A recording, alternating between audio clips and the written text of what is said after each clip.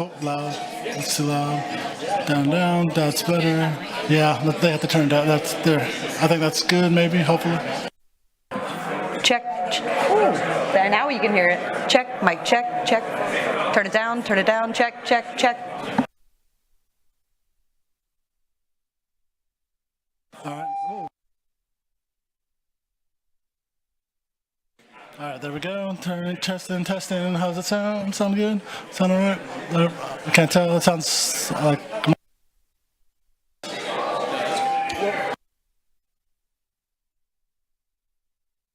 All right, my check, testing my check, check. 1, 2, 1, 2. I think you need to turn it up. Oh, right there. Yeah, right there. Yeah, right there. That sounds good. Yep. Good. All right, check.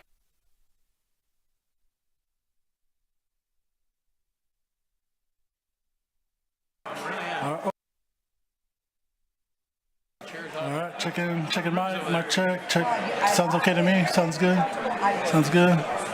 All right, my check. 1, 2, 1, 2. Check. 1, 2, 1, 2, 1, 2. Good, yes. Well, you sit in this room. You tell me what to do. Check. Oh, too high. All right, my check. Check. 1, 2, 1, 2, 1, 2. I think that's okay.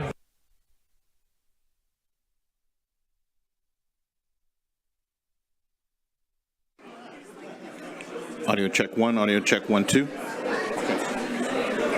All right, city secretary, checking. I'm not hearing anything. Not hearing anything over there. Hello, check. City. There we go. Come on. Anything? Yes, no. Not hearing. No. Still nothing. No, wait. I think I'm starting to hear it. You heard it? Very low. Still low. Check. 1, 2, 1, 2, 3. Checking.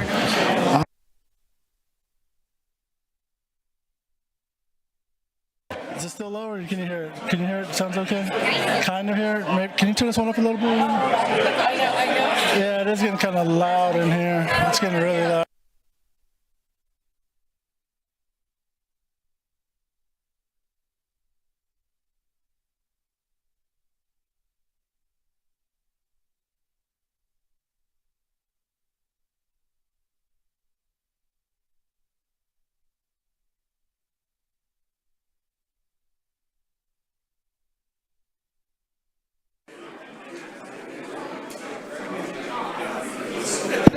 Podium check, checking podium check, 1, 2, where's my people at?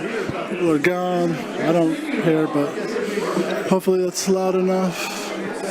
No one here to check. Well, I guess that's good. 1, 2, 1, 2. Hello. I don't know, can't tell. I guess we'll go with that. I guess that's good enough. I guess we can adjust it during the meeting. For some reason, this is going on live stream. He's going to be here at 8 for us. I know early morning. Yeah, I'll send you. Let's see. You on the bread? Yeah.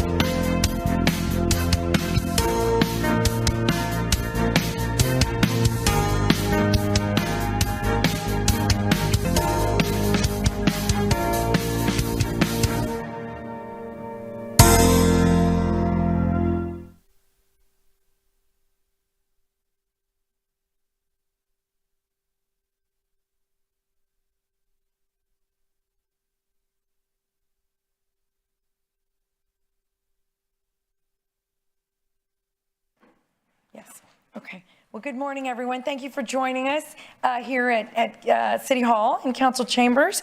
I'd like to call this meeting to order and welcome Pastor Greg Hood with Reach Ministries to give us our invocation. Pastor?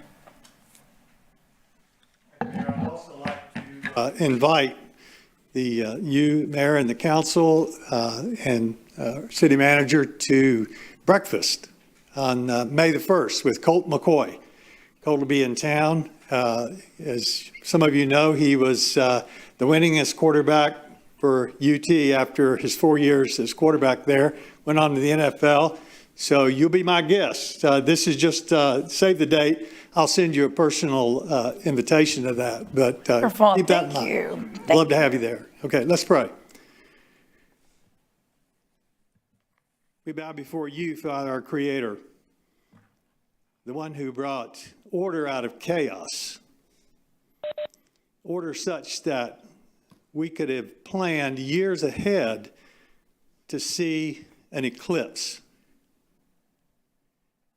That is an amazing order that we have in this planet with how you've created it. You've also, Lord, brought order out of chaos by bringing government to bless us according to your word.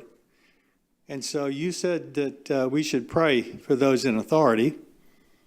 So we do today as they talk about the business of the city, the well-being of the citizens. Lord, I thank you too for our law enforcement and first responders who bring order out of chaos. I pray your blessing on them as well in this city. So Lord, I pray too for the chaos that's often in our lives. And the only one that can bring order is the same one that brings order to the universe. So we pray that through the Lord Jesus Christ, our chaos may be brought into order, that not only here but eternally we'll see your beauty, your glory. Bless this day. In Christ's name we pray. Amen. Amen. Thank you, Pastor.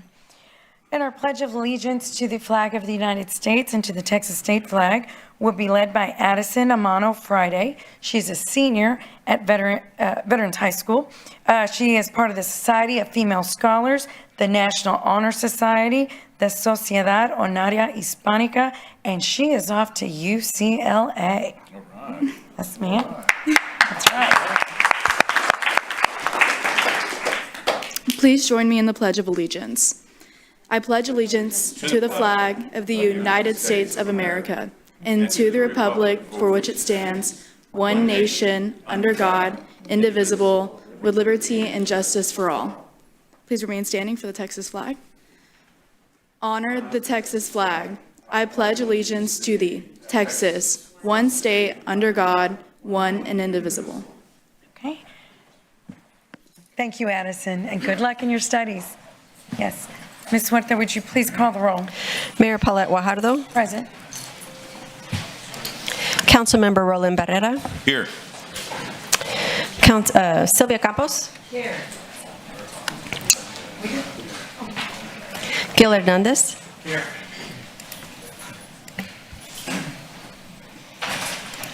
Michael Hunter. Oh, Mr. Hunter's not here. Okay. He'll be here shortly. Jim Klein. Here. Mike Pesley. Here. Everett Roy. Present. Dan Suckley. Here. City Manager Peter Zanoni. Present. City Attorney Miles Risley. Here. Mayor and Council, a quorum of the council and the required charter officers are present to conduct the meeting. Thank you, Ms. Huerta. So now we'll move on to Section E, the city manager's comments and update on city operations. Mr. Zanoni. Okay, great. Thank you, Mayor. Good morning, Mayor and members of the council and our great community. We do have some important items to share with you today as part of the city manager's report. But first, I'd like to acknowledge the retirement of one of our esteemed employees who has dedicated over 3 decades with the city of Corpus Christi. And we're going to be sad to say goodbye to Billy Delgado, but we won't be saying necessarily bye to him. We're going to keep in close touch with him. But he has served as our emergency management coordinator for the past 14 years and has worked in other city departments, including our Parks and Rec department and a few years in our engineering department as well. So a total of 34 years with the city, but Billy will probably be most remembered for his work as the emergency management coordinator. He has provided exceptional leadership, dedication, and proactivity in ensuring the safety and the care of our community. He has worked tirelessly, right, Billy? He's worked tirelessly to prepare response teams for natural disasters, severe weather, and other emergencies. He has a special gift to tactfully coordinate with local, state, and federal agencies to ensure effective collaboration and information sharing, as well as emergency response. Billy has helped the city through significant events, including Hurricane Harvey, most recently Hurricane Hannah, Tropical Storm Nicholas, Winter Storm Uri, and even events like the COVID-19 pandemic. Billy, this is an important stat here. Billy has opened our Emergency Operations Center 105 times in the past 14 years. So that's quite a bit of openings. 105 times Billy's been the lead of the Emergency Management Center that we have.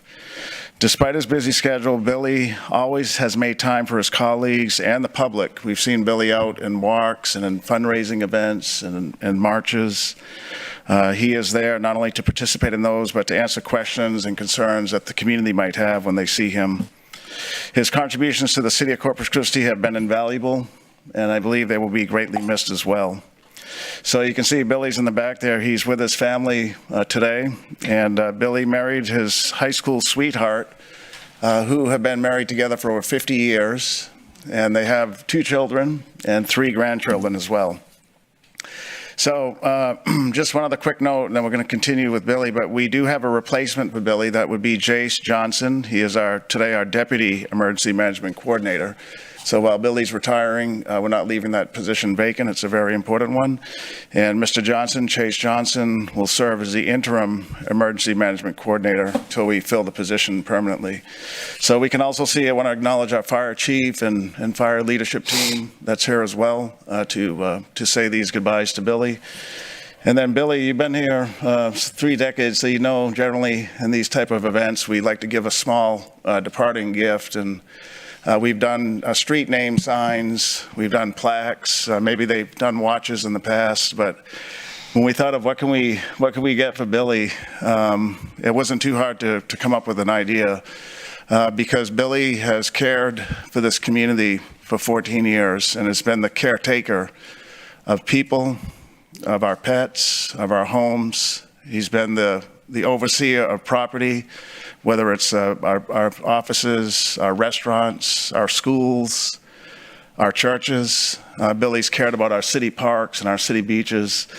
So I think it's fair to say Billy is the ultimate caretaker of this community, and he's done that for 14 years, giving his all to protect us here as a community. So there is one gift that the mayor's office can give out, and that is a perpetual key to the city. And we thought that'd be a great gift to give Billy, especially for his role that he's done. So I can't do that, so I did ask the mayor, hey, Mayor, can we get one of your keys? And these keys are generally given out to world leaders or dignitaries or delegates. But it didn't take much persuasion to convince the mayor. When I posed the question to her, it was without hesitation that she said absolutely. I took it right off my key ring. She said that'd be a fitting, a perfect gift. So, Billy, we're going to have you come up to the podium, and Mayor, I'm going to join the mayor and Billy in a moment. The mayor's going to help present this key and say a few words as well at the podium.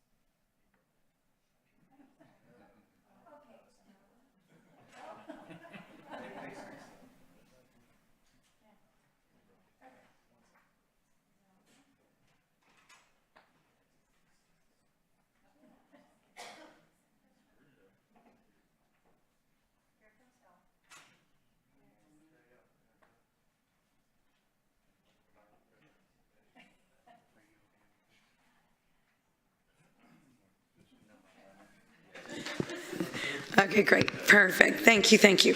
Okay, so this is to Billy, as Peter mentioned, we're so grateful, immensely grateful for everything you've done for the city of Corpus Christi, for our residents, and the team, because, you know, when everything's going great, it's going great, but when we have weather events and pandemics and freezes that never happen here, Billy's at the helm, and he is very behind the scenes, but very much the coordinator of everything. And you can only imagine, or can you know, what it really takes behind the scenes. We get to come out and talk about, here's where we're going, here's everything's under control, and we do have it under control. But it is because of people, especially in this position, like Billy Delgado, that we are able to do what we do and lead the city in the right direction, making certain that everyone is safe. So with that, I want to read this letter to you on behalf of the city manager and myself. Dear Billy, it is with immense gratitude and admiration that we commend you for your exceptional service and unwavering dedication to the city of Corpus Christi and its residents over the past 34 years. As emergency management coordinator, you have played a crucial role in safeguarding our community and ensuring its resilience in the face of adversity. Your commitment to excellence and your tireless efforts have left an indelible mark on our city, and for that we are truly grateful. Your leadership during times of crisis has been exemplary, and your steadfast dedication to the safety and the well-being of our residents has not gone unnoticed. In recognition of your outstanding contributions, it is my honor, alongside City Manager Peter Zanoni, to present you with the key to the city of Corpus Christi. This symbolic gesture evokes the memory of medieval walled cities, where the key represented trust and friendship, allowing trusted friends to enter and leave the city at will. You have earned this distinction through your unwavering commitment and dedication to the betterment of our community. Billy, as you accept this key, please know that it is a symbol of our deepest appreciation for all that you have done for the city of Corpus Christi. Your legacy will continue to inspire us for years to come, and we are proud to have had the privilege of working alongside you. Thank you, Billy, for your steadfast commitment, again, and your unwavering service. Your contributions have made a lasting impact on our city and its residents, and for that, we are eternally grateful. Respectfully, me, the council, and the city manager.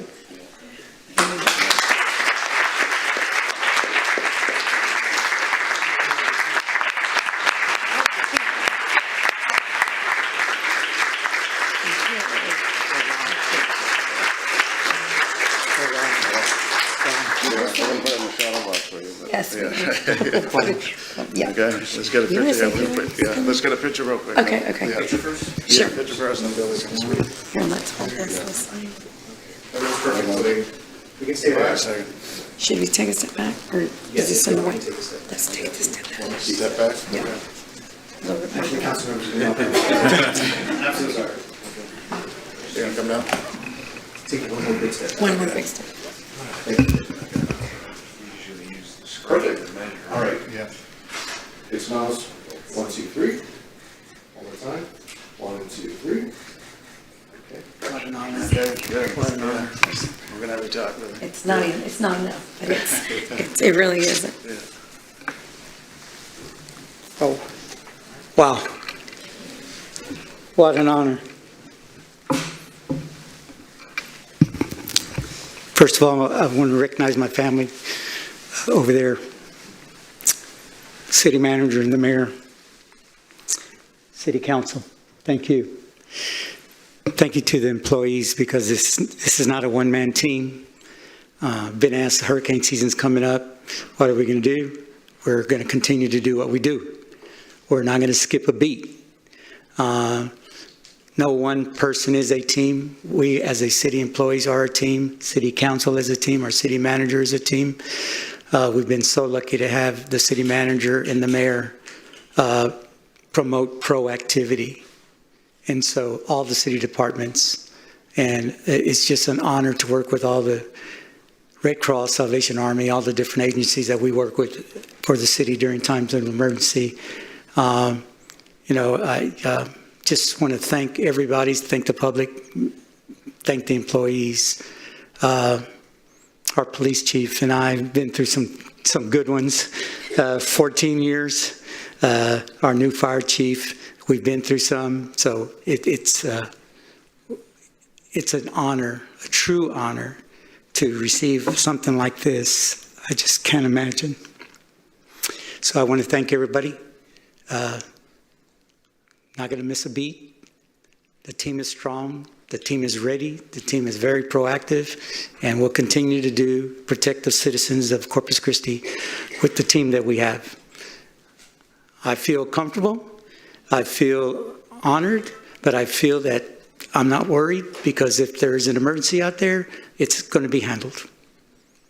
So thank you. Thank you very much. Thank you, council. Thank you, mayor. Thank you, city manager.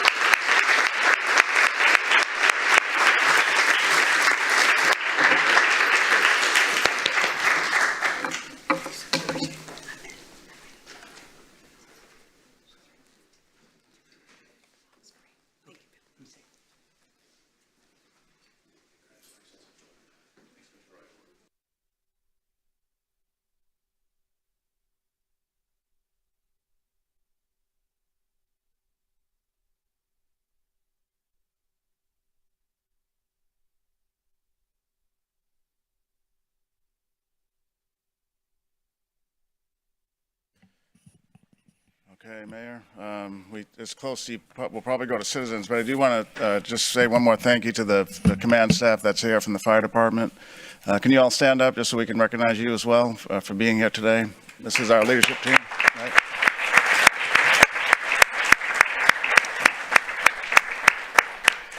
They work, Billy works real closely with each of them. They have a certain role in our fire department, but we thank you for making the time to be here today to welcome Billy off. So Mayor, with that, we're going to go to citizen comment.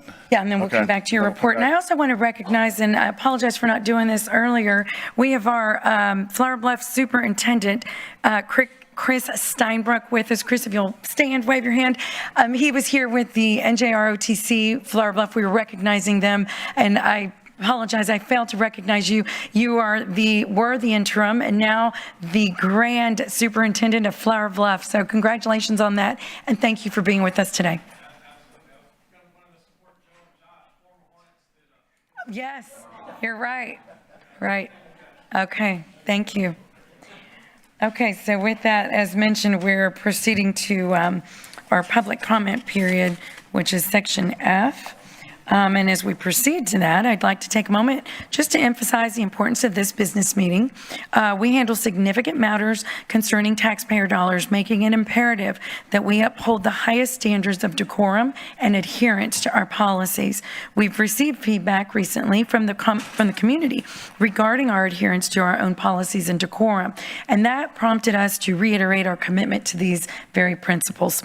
As you entered the council chambers, you were handed a leaflet outlining our council policy and decorum, which we urge everyone to familiarize themselves with. It is incumbent upon me as the mayor and each council member to adhere to these very policies in a diligent way. So our core principles of openness, transparency, and inclusiveness guide our actions, and we aim to achieve them while respecting the city council policy, which has been in place for over 30 years. Public comment serves as one avenue for communication, but it is certainly not the sole method. We can also, or you can also, reach out to members of this council by way of phone calls, emails, or even reaching out and scheduling an in-person appointment. With that said, let's proceed with public comment, keeping in mind the importance of decorum and, of course, the adherence to this policy. So before we begin, I'd like to ask City Manager Miles Risley to review the council meeting rules of decorum. These rules will also be displayed on the television screens for our audience, for their audience's reference. Mr. Risley. To effectively conduct the business of the city during the public comment period, next slide, all citizens must be courteous, polite, and respectful of one another, including the city council and city staff. The mayor and council members shall be referred to by title and/or title surname. All remarks must be addressed to the mayor and city council and not to the council members as individuals. Citizens are only permitted to speak on city-related subject matter. Speaking on any non-city related matter is prohibited. Loud, boisterous, profane, or obscene language or behavior is not allowed. Citizens must refrain from any disturbing noise, demonstration, or other act disrupting to the city council business. Good, and then Mayor, you asked me about this earlier, but we do have these etiquette brochures that we have made available to the community. So if anyone needs one of our staff members will pass them out. But this just repeats what Miles just went over.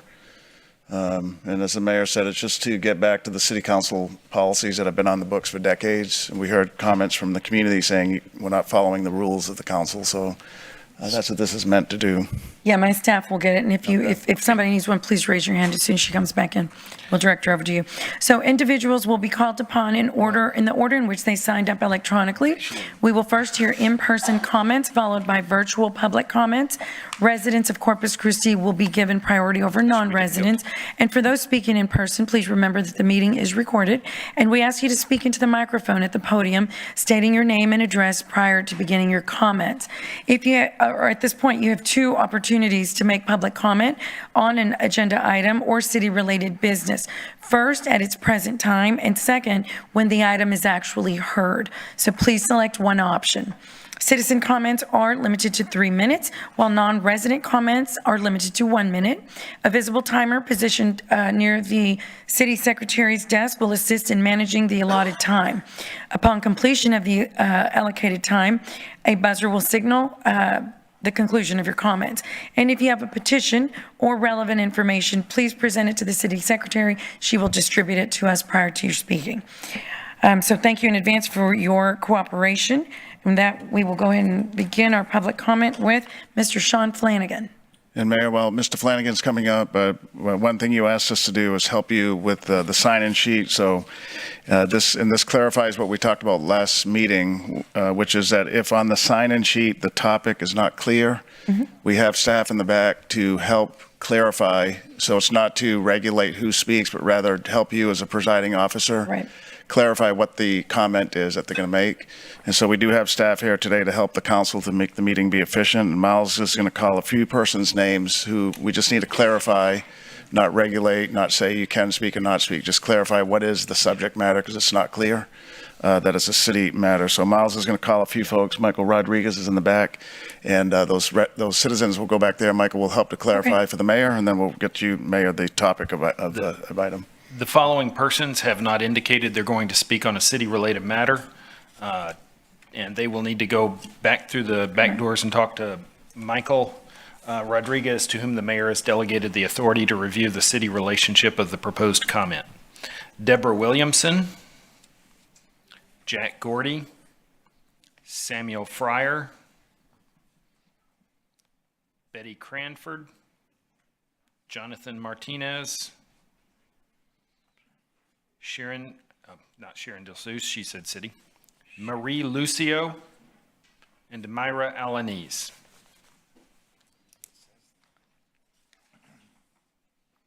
Okay. She said city. In person. Okay, thank you. And again, that's just for clarity. Can you turn on your microphone? Marie Lucio and Myra Alanese have indicated the items that they wish to speak on. Right. Okay, no clarification. No. It's there. Okay, Mr. Flanagan. Yeah, my name's Sean Flanagan. I live at 4218 Herndon Street, and I'm speaking for myself. I'm speaking on two subjects. Both are pertinent to city business. The first is the public comment rules that have been changed since in the last two meetings that were just announced by Mr. Zanoni. I see three severe problems with this rule change.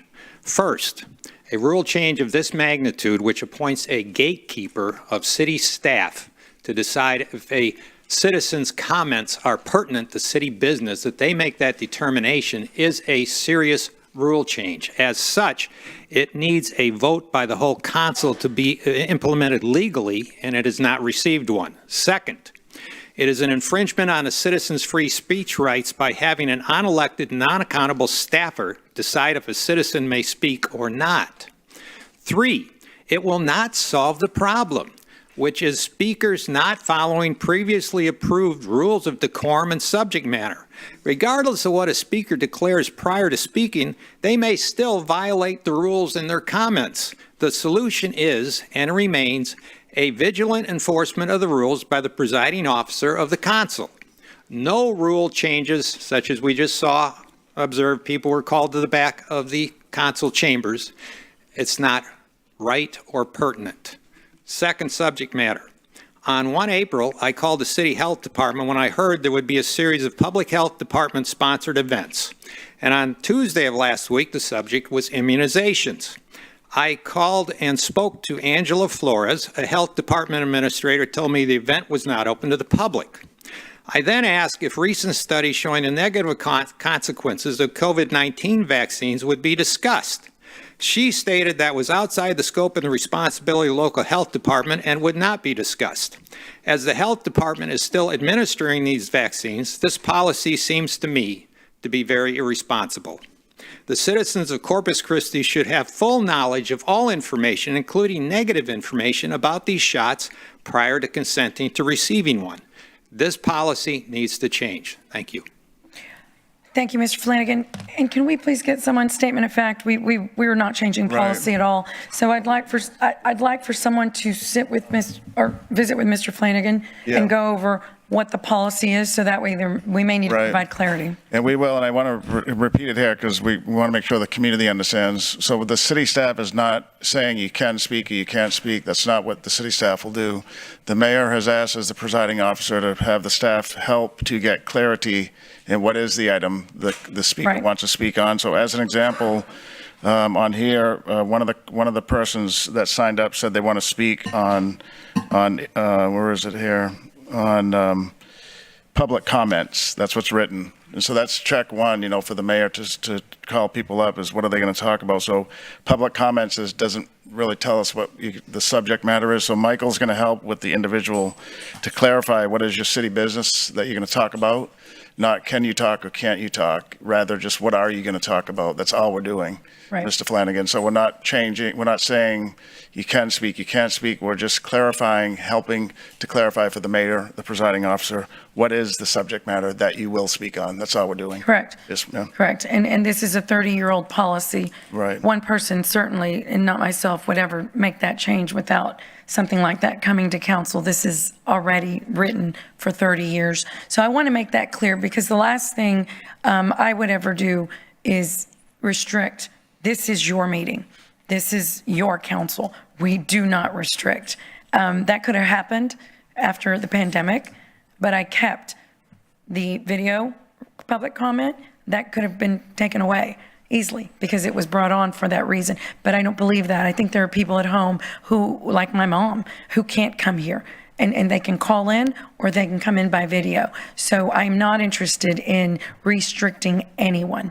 I am interested, just like anyone else who works for any organization, in following what our policy says and states.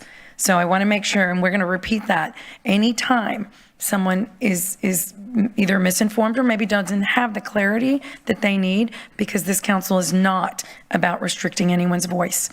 Your voice is everything to this council. So moving on, John Weber. Yes, ma'am. I'm sorry. Yes, ma'am. Hang on. Are you on? No, hang on. Thank you, Mayor. There you go. And on that note, I again would like to advocate for the people, the 500,000 customers, water rate payers that are willing to come in person to the city council.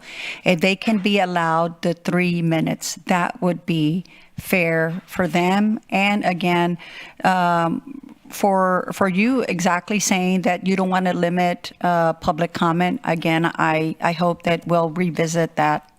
So thank you. Thank you, Ms. Campos. Councilman Hunter. Thank you, Mayor. A lot of audience members looked at me when he said Michael. Just for clarification, it's Michael Rodriguez. Do not come up to me.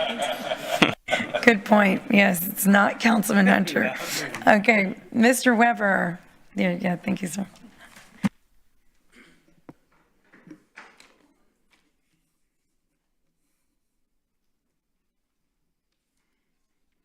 John Weber, 609 Maple Street. City Required Open Meetings Training, Part 1. I will be addressing the mayor and the city council regarding city-related matters within my constitutional rights, according to the city attorney, Section 5J. Next slide. Please play audio.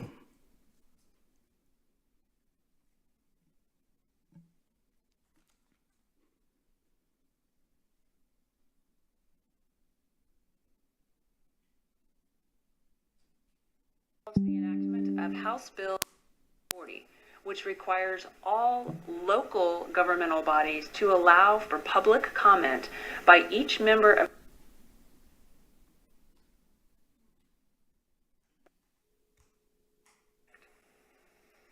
The first significant change involves the enactment of House Bill 2840, which requires all local governmental bodies to allow for public comment by each member of the public who desires to address the body regarding an item on an agenda for an open meeting. So this new law, which is found in Section 551.007 of the Government Code, applies to county commissioners' courts, municipalities, school district boards of trustees, as well as other local governmental bodies and nonprofit organizations that are subject to the Act. The law allows a governmental body to adopt reasonable rules regarding the public's right to address the body, including rules that limit the total amount of time that a member of the public may address the body on a given item. However, the governmental body may not prohibit public criticism of the governmental body during this public comment section. Now, prior to the enactment of this bill, the Open Meetings Act did not require any governmental body to provide for public comment at their meetings. While many governmental bodies chose to do so, it is now a requirement under the Act for local governmental bodies. It does not apply to statewide governmental bodies, so those entities are not required to provide public comment. But the entities to which this provision applies should ensure that they provide members of the public an opportunity to address the governmental body consistent with the requirements of Section 551.007. Next slide.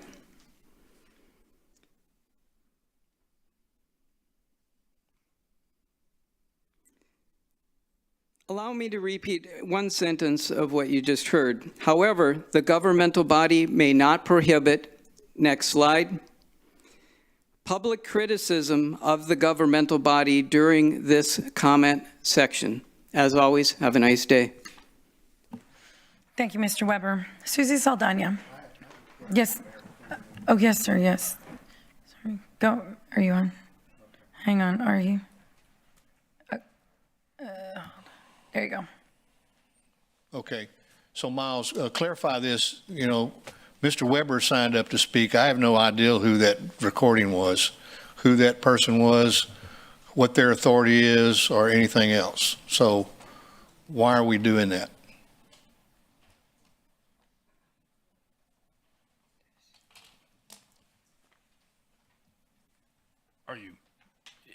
Why are we doing that? Well, yeah. What do you mean? I mean, we've made a big deal out of the fact that we're going to have people sign up and speak.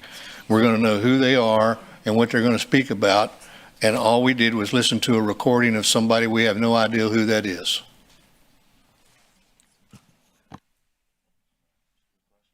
Well, if City Council wishes to interpret the rules in a manner that requires public comment to be given by exclusively the public commenter who has signed up, then the City Council can certainly do that.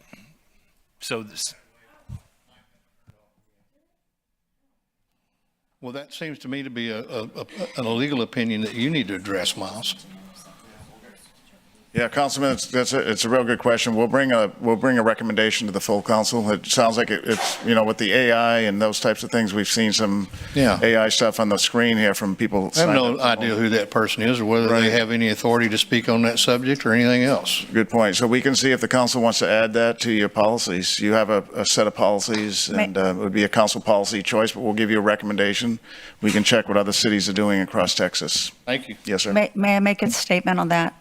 I know for a fact, because I've also been making public comments for years, is that when a person submits a video, it is viewed by city staff. So no, it's not a surprise.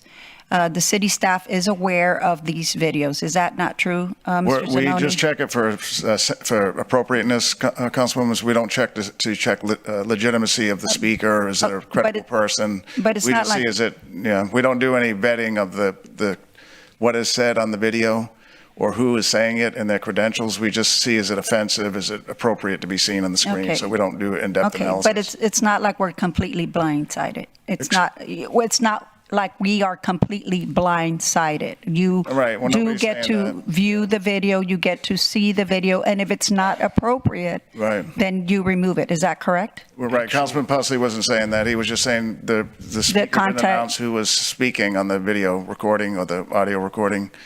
But not on the content, because the content is correct. We don't know that. Actually, no.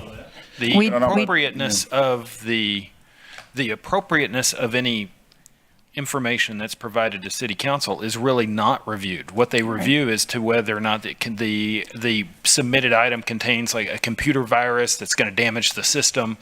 It's IT people that are looking at that to make sure that it doesn't damage the integrity of the city's system. Excuse me. Okay. Yeah, let me just clarify. It's both IT compatibility plus content. Okay. We don't want somebody coming up here and showing something offensive, you know? Yes. So there's content review and there's AB IT review as well. Okay, and to the point to Councilman Pusley, is that if the content is correct or not, could we then review, like he's No, asking? we can't. We Without can't taking too review if much it's time. correct or not? We don't have the staff to do that, but what we're going to do, we don't want to belabor the point. Right. Let us go back and see what are other Texas cities doing. We know there's 7 above us that are large in Texas. Let's Okay. see what they do. The topic of AI has come up. The local media has covered it before, Yeah. months ago. So it's a good question. It's a modern day policy question for the council. We're going to give you a recommendation. We'll do some best practice analysis, and Mayor, I'd recommend Thank moving you. forward at this point. Okay, Councilman Hernandez, did you have a? Yes, real quick. I think we're wasting a lot of time on We are. this. And if somebody wants to come up and make a fool of themselves and talk about nonsense, I mean, it's their free speech. Address their government. We'd like them to limit it to what cities' responsibilities are. But, I mean, we're wasting more time on this than we are actually listening to people spout nonsense. So I'll leave it at that. Thank you. Okay, Susie Saldana.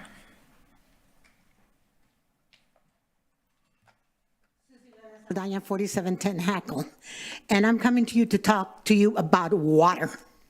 I came to you when you first came on with the high price users and what you did to up their rates and lower the rates of the citizens of Corpus Christi. And now, as I understand it, Valero and the high water users are going ahead and protesting, and they have high price lawyers that will try to get us out of it so that they don't have to pay anything. And how does it impact us, we the citizens? Let me tell you, it's going to impact us greatly because they have price lawyers and they probably will win some of these issues. So what can we, the citizens, do about it? Because if you look at the bills, and I pay $150 a month on my utilities, and the probability of it raising, probability of 30%, guess what? I'm going to pay another $45 so that the industry can have their free water. So my question to you is, what are you going to do about it? We know that they have price lawyers. We know that they're going after our water and our taxes. My God, our taxes like crazy. So my suggestion to you is you need to annex them. You know what that would do? That would mean that they have to pay taxes like every single one of us. They have to pay taxes because they went out and got people to go around and sign up that deal so they could bring a complaint against us. Enough is enough. It's time for you to stand up, annex these people, and then they have to pay property taxes, and they can never bring this kind of protest against us again.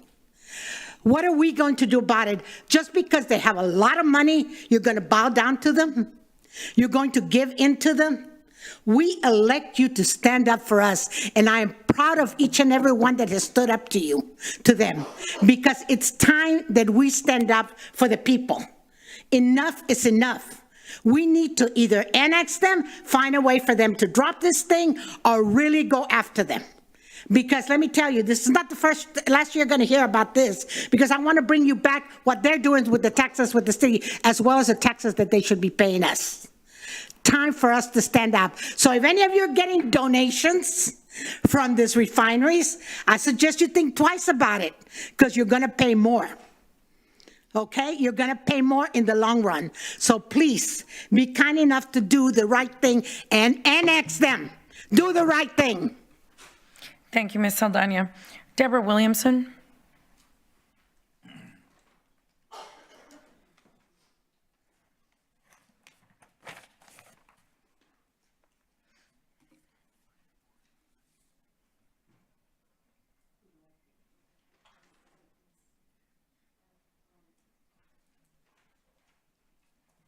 Okay, I'm Deborah Williamson, 25 Rock. Does that start when I'm saying my name and address, which I already wrote on the deal? Plus, okay, I really resent this, having to talk to somebody like I'm not, public comments as a subject does say what, this is ridiculous, sending us to talk to somebody. But anyway, we're not going to waste time on that. Okay, page 1 is from the CDC website. A question came up about the veracity of whatever the subject matter is. So this is right from the CDC. I bolded things that I thought was important. What's up there is just Dr. Peter McCullough's but anyway, his credentials. And then the other page of that is page 3 and 4. So his statements about the shot are on page 3 of what you have. But on this one from the CDC, it says evidence from the multiple vaccine safety monitoring systems in the United States and around the globe supports a causal, that means it causes myocarditis, pericarditis. And I know they say association. And then they also say, well, look for other things. Maybe that's why that 12-year-old boy had a heart attack. Why, in God's name, is anyone getting this shot? How many teenagers do we have to see drop dead, or athletes, okay? So anyway, that information, and then on page 2, I just bolded that about COVID-19 vaccination. Everyone ages 6 months and older should have a shot. You want to give this to your kids? So I know you're saying, what does this have to do with the price of eggs? Okay, we have this all came up because of the grant, I guess, that we're getting to talk people into taking this jab. It's called a clot shot for a reason. Everyone in here knows people have had heart attacks, blood clots, et cetera, et cetera. So I beg you, I urge you, you don't want anything to do with pushing this on anybody. Really, I appreciate all of you. God bless you. And really, just use that gavel. If somebody's talking nonsense, use the gavel. I've heard people very insulting. I hope I haven't been one of them, but we appreciate all you guys do. But I mean, just use the gavel. If they don't know what they're talking about, shut it down. Okay. Don't push this shot. Don't push it on anybody, any color, and definitely not your kids. My God. Anyway, thank you. Bye. Thank you, Ms. Williamson. Samuel Fryer.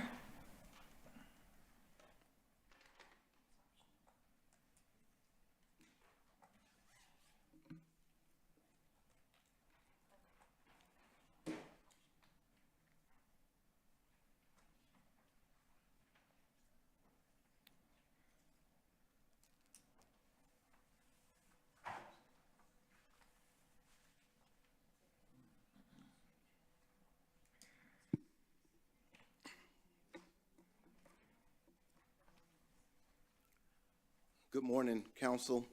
I'm Samuel Andre Fryer. I live in 78414, District 4. I want to speak to you. I was one of the ones who put public comment. I think public comment is pretty much enough.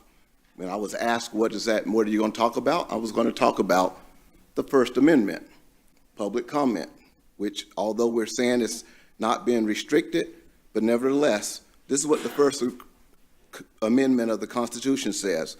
Congress shall make no law respecting the establishment of a religion or prohibiting the free exercise thereof, or abridging the freedom of speech or of the press or the right of the people to peacefully assemble and to petition the government for a redress of grievances. I believe that's exactly what a venue of public comments is all about. And I don't believe it's a matter of whether or not we want to screen it. You know, I went nostalgic and started thinking back. I thought about the whole COVID pandemic. The public health districts were having these town hall meetings. These town hall meetings were ridiculous. You had to call in, you give what your question was, you state it, and then they would decide whether or not they were going to address it. And oh, by the way, most of the time they didn't address my questions because they went against the narrative. Is this really what we want to do? Is this really what we want to do? I was listening to the 26th March, the actual council meeting that was discussing this. We only had one, maybe two, that really pushed back on it. All of you should be pushing back on anything that limits people's freedom of speech. Period. It doesn't matter whether it's a city-related issue or not. Let them speak. If it doesn't make sense, let them know, hey, by the way, we can't address it, we can't cover it. But enough on that. I want to give you what I did. I gave you all a gift because I want to show you how appreciative I am of all of you. Everyone here, we are all citizens of the United States. And what this gift is a book written by a Rabbi Greg Hirschberg. It's called Don't Die in Your Sins, a simple explanation of the best news known to mankind. And I'm giving this to you because regardless of what we do, we will all die. There's no one in this room will manage to make it without dying. And it was an interesting individual who was very wise. He did everything he could imagine in the world. He didn't keep himself from any luxuries and pleasures. But at the end of it, he made this statement. He said, at the end of the whole thing of writing of all these books, one thing is the end. Fear God, keep his mitzvah, his commands, for this is the plight of all men, because he will judge each one of us for everything, whether in secret or not. So thank you. Make the right decisions for the people. Thank you very much. Thank you, Mr. Fryer. John Hendricks.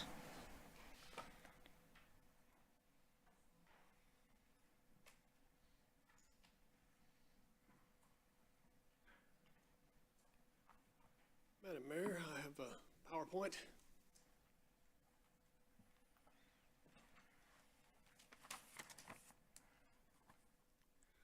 .622 Texas Avenue, John Hendricks, retired NCO, Bronze Star recipient. Madam Mayor, distinguished council members, I commented before how our city grants favors to lesser qualified people who are not from here, how we discriminate against people who are. This past week, I got another stark reminder of our city's hiring practices. Next slide, please, slide 2. Most of us know that some local contractors hire people who are not from around here. Until now, I did not realize that our city does this as well. My street is having its pipes replaced.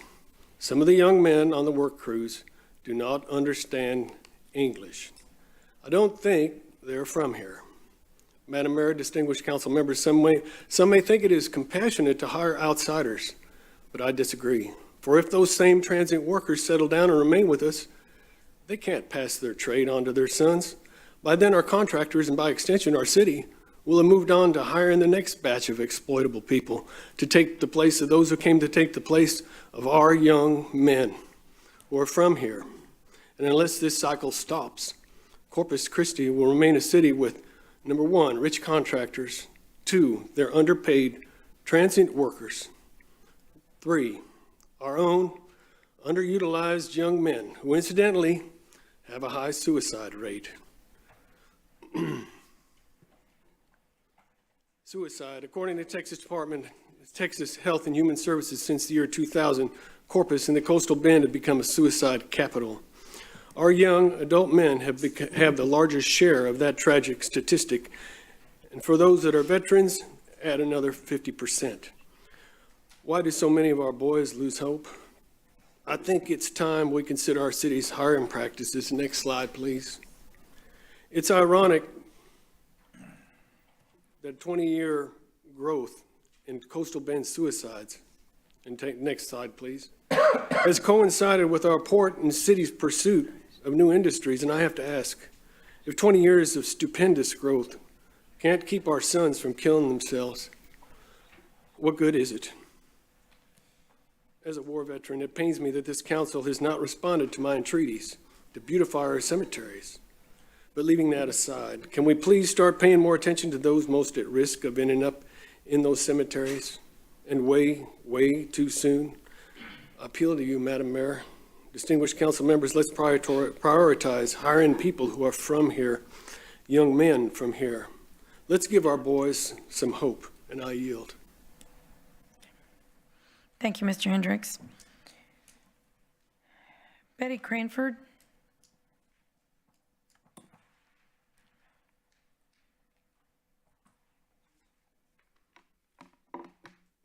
Betty Cranford, 3802 Wilmot. Guys, we live in the United States of America, which is governed by our Constitution. The purpose was to create a government with enough power to act on a national level, but without so much power that fundamental rights would be at risk. In essence, it's a checks and balance to ensure that no one branch has too much power. We don't live in a communistic country where freedom of speech is sequestered. The First Amendment guarantees us, the citizens, freedom of speech. At the last meeting, the public was informed we can only address city-related business. Several council members expressed concern and cautioned the staff to be very careful. The city manager referenced two companies as examples for denial. So why can we not ask questions about how industries are going to affect our city?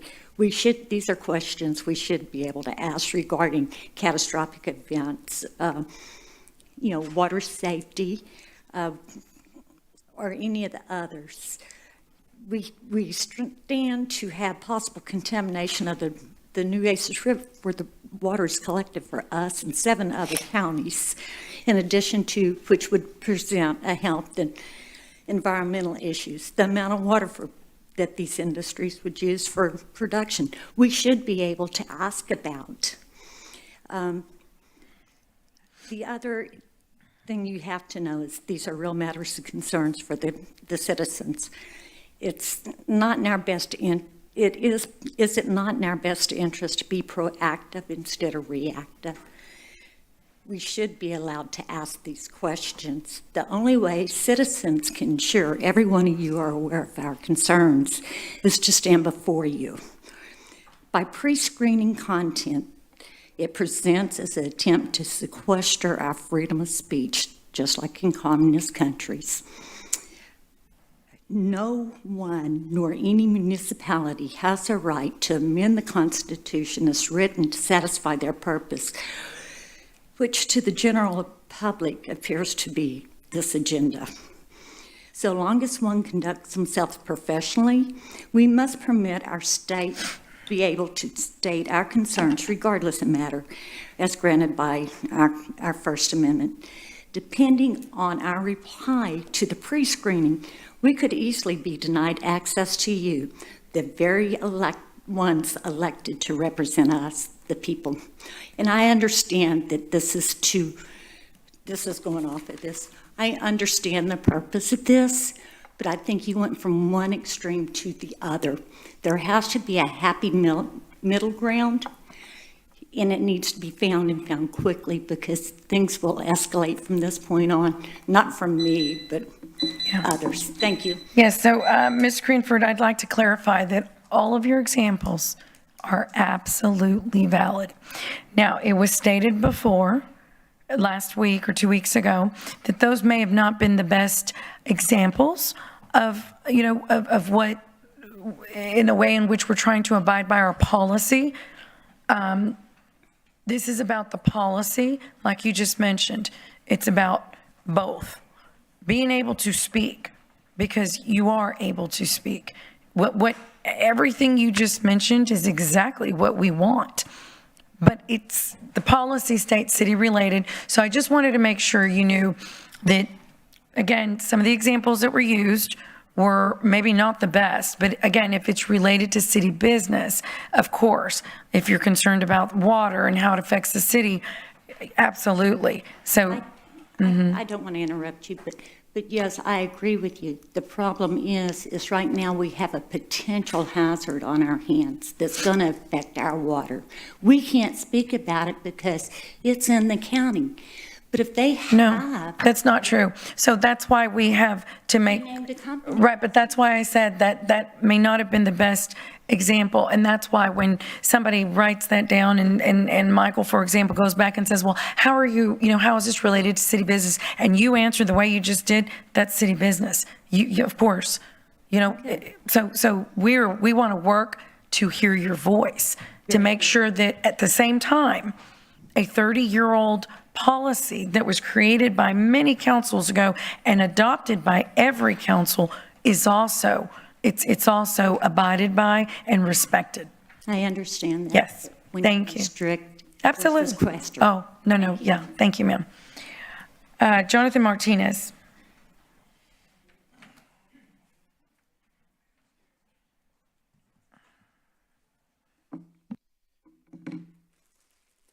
Jonathan Martinez, 5745 Skylark. I'm coming to you today because Project Hope at the Coastal Bend Wellness Foundation has been pushing for a no smoking in parks ordinance here in Corpus Christi. Last year, we hosted a community cleanup where we picked up around 3,300 cigarette butts at 7 different parks with about 160 volunteers.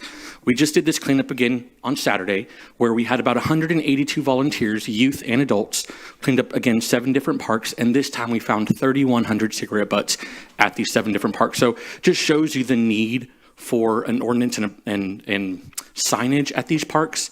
We thought that because we did it last year that we would find a lot less cigarette butts, but it's almost around the same. So example of what we found are on this table, all the cigarette butts that we found at these parks, vape pens, juice bottles, refilling these vape devices and things like that. This is a lot of cigarette butts at these parks. West Guth Park, Hector P. Garcia Park, which sees a lot of like our adult soccer leagues, which is why I'm assuming a lot of these cigarette butts are there at that specific one. But just showing you what we found and the need for this policy change. What you have in front of you also are the top 10 cities and the top 10 cities in the United States and the top 7 cities in Texas. They all have prohibiting smoking in parks, right? So list their ordinances, their link to their municipality codes or their code of ordinances. If you look at the top 7 cities in Texas, some of the 4 out of the 10 are the top ones in the United States. And then goes from Fort Worth, El Paso, Arlington, Corpus Christi. Number 9 is Plano. They're right under us. Plano has a no smoking in parks ordinance as well. We do not. We have one, but it's just at Blucher Park, right? So asking City Council to think about putting this on the agenda to push this ordinance to not just Blucher Park, but all parks in Corpus Christi. On top of that, I wanted to also add that right now, the only part in city ordinances in Corpus Christi that talks about vaping is only at Blucher Park, right? There's nothing in the ordinance that says anything about vaping inside city or buildings and things like that, right? There's no verbiage of electronic cigarettes. That should be pushed, and that's what we're asking for as well. I have a video that I was going to give, but I left it on my desk, and so I'm sorry about that. I have it on my phone. I don't know if I'm allowed to show it, but basically the video is there's a group of women in La Playa downtown, the restaurant, and this mother is vaping right next to her daughter in this video, sitting literally adjacent to her. And who knows if that vape has THC, who knows if that vape has nicotine, but another need for the city to push this ordinance or changing the verbiage in the ordinance to include e-cigarettes and vapes. Thank you. Thank you, Mr. Martinez. Jack Gordy.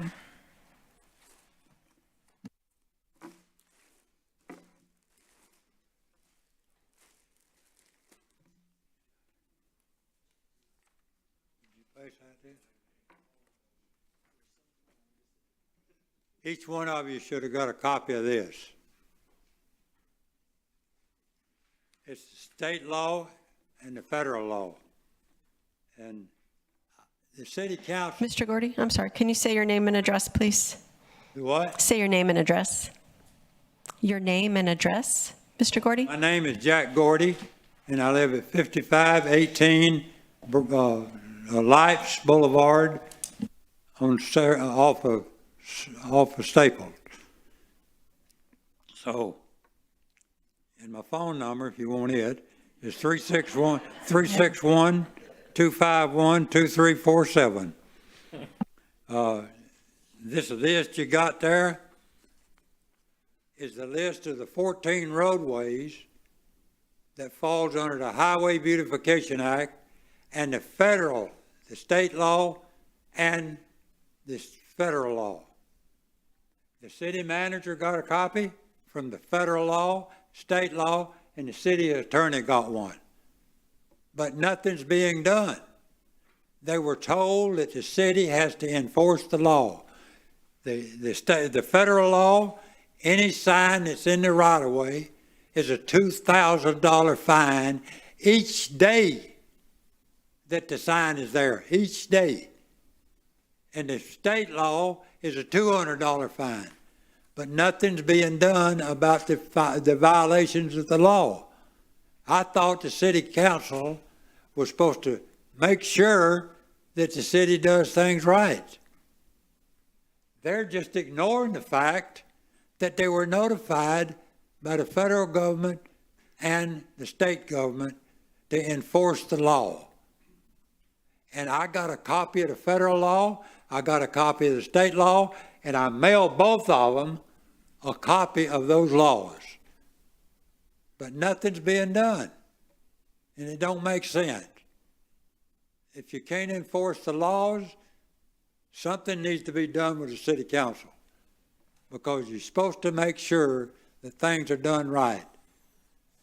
And it's time to start doing it and make sure that this is enforced, federal law and state law, because the city agreed to enforce it.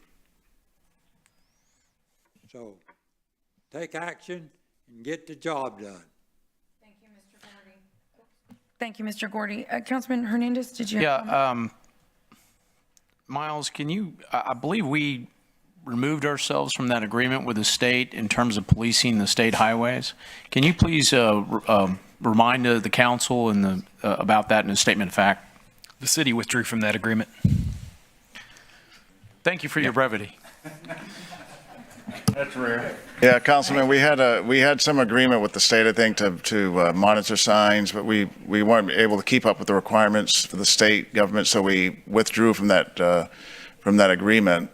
However, as Councilman Suckley reminded me earlier this afternoon, this city council in this budget allocated city resources to improve highways, most notably SPID. And so in partnership with TxDOT, with the state of Texas and TxDOT, local tax funds are being used to beautify SPID, which is a state facility. So we care about roadways. Also, in the last 5 years, this city council, or these city council members, many up here, have approved street sweeping, which for decades we didn't have, and that beautifies our streets and highways. So I would say that this city council has demonstrated more than once we care about highways, highway beautification. We're doing it in the two examples I mentioned. There's many more, but those are just some. Thank you, Councilman Hernandez. Mr. Zoni, would you kindly put that, list that out for Mr. Gordy? We'll be glad that to. Would be Yeah, we have his number, so we'll call him. perfect. Mr. Gordy. They'll follow up with you, Mr. Gordy, on some stuff. Okay. All right. Thank you. Okay, that concludes our in-person and, yes. Oh, yes, ma'am. Just for also clarification, I know that I personally have an issue with signs, so I'm always calling code enforcement, Mr. Gordy, just FYI. You can also call code enforcement. The 311? Mm-hmm. Code enforcement says they haven't been told to enforce the law. Yeah, Councilman, excuse me, we're not supposed to have loud, boisterous talk like this, so we'll talk to Mr. Gordy. We got it covered. Yeah, Michael's here. Somebody will talk to him. Yeah, we'll definitely address it. Okay, that concludes our in-person public comment, and I believe we have, oh, no, it doesn't, or, yes, it does. No, it doesn't. We have two, Rebecca? Yes, ma'am. Well, we have one person on WebEx who is Shirin Del Sus. Okay. Good day, Shirin Del Sus at 6,000. We can't hear her very well. I'm not going to start the timer yet till we can hear her. Ms. Del Sus, we can't hear you yet. Good day. Oh, can you hear me now? Now we can. Go right ahead, ma'am. Thank you. Good day, Shirin Del Sus, 6030 Tapestry. Please play video provided. In the ongoing desalination debate, let's address the underlying issues. With climate change, population growth, and entrenched habits, it's projected that by 2025, 2/3 of the world's population may confront water shortages. While desalination plants offer assistance, they remain costly to operate, energy-intensive, and pose environmental risks. It's imperative we also focus on reducing water consumption. Who are the largest water consumers, and how can their usage be curbed? According to Corpus Christi Water, Gulf Coast Growth Ventures ranks highest, consuming a staggering 12 million gallons per day, surpassing the consumption of many entire cities. But why such excessive water usage? Much of it stems from the high demand for plastic production, a critical component of our society. Yet, rather than vilify local industries, we must recognize the broader societal dependence on plastics. Instead of destructive measures, we should focus on building a sustainable system through smart city policies. Fortunately, there are precedents Corpus Christi can learn from, such as implementing plastic bag bans. Just imagine the volume of plastic waste generated daily in our city, from grocery bags to single-use containers. Lending libraries are a new way to cut waste by letting people borrow tools instead of buying them. This stops unnecessary purchases and reduces plastic use. They're a smart way to change bad spending habits and promote better city policies. Lending libraries are everywhere now, even in Austin, Texas. Gulf Coast Growth Ventures takes pride in their plastic production, including cars. However, our urban design compels people to purchase cars, furthering this industry. Efforts to diminish car dependency are underway through the creation of resilient walkable cities, also known as 15 minute cities. Tempe, Arizona exemplifies this approach with its innovative community design. We require zoning regulations that facilitate dense neighborhoods conducive to cycling and walking, fostering resilient communities. Every time I present these ideas to the city, they cite financial constraints. Yet, they're now committing $758 million to a desalination plant. Buying water isn't enough, we must actively participate in conservation efforts. Let's prioritize sustainability over costly quick-fix solutions. I appreciate you playing the video and have a good day. Happy Earth Month. Thank you, Ms. Del Sus.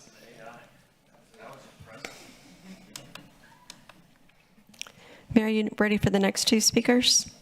Okay, the next speaker is Marie Lucio. She is not a city resident, so she'll get 1 minute.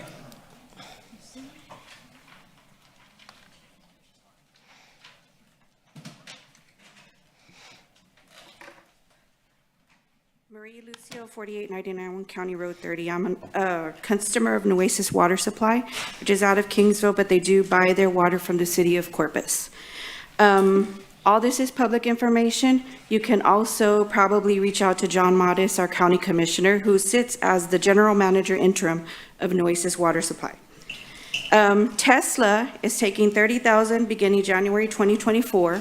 They plan on plateauing at 1.1 million October of 2025, but they called back Nueces Water Supply and said estimated daily usage could be as high as 8 billion gallons per day. So that is another industry that is taking 8 million gallons per day out, and they're going to be buying it from the city of Corpus. Okay, this affects me. I may not live in the city of Corpus, but it affects me, and I'm sure it affects all the citizens of the city of Corpus.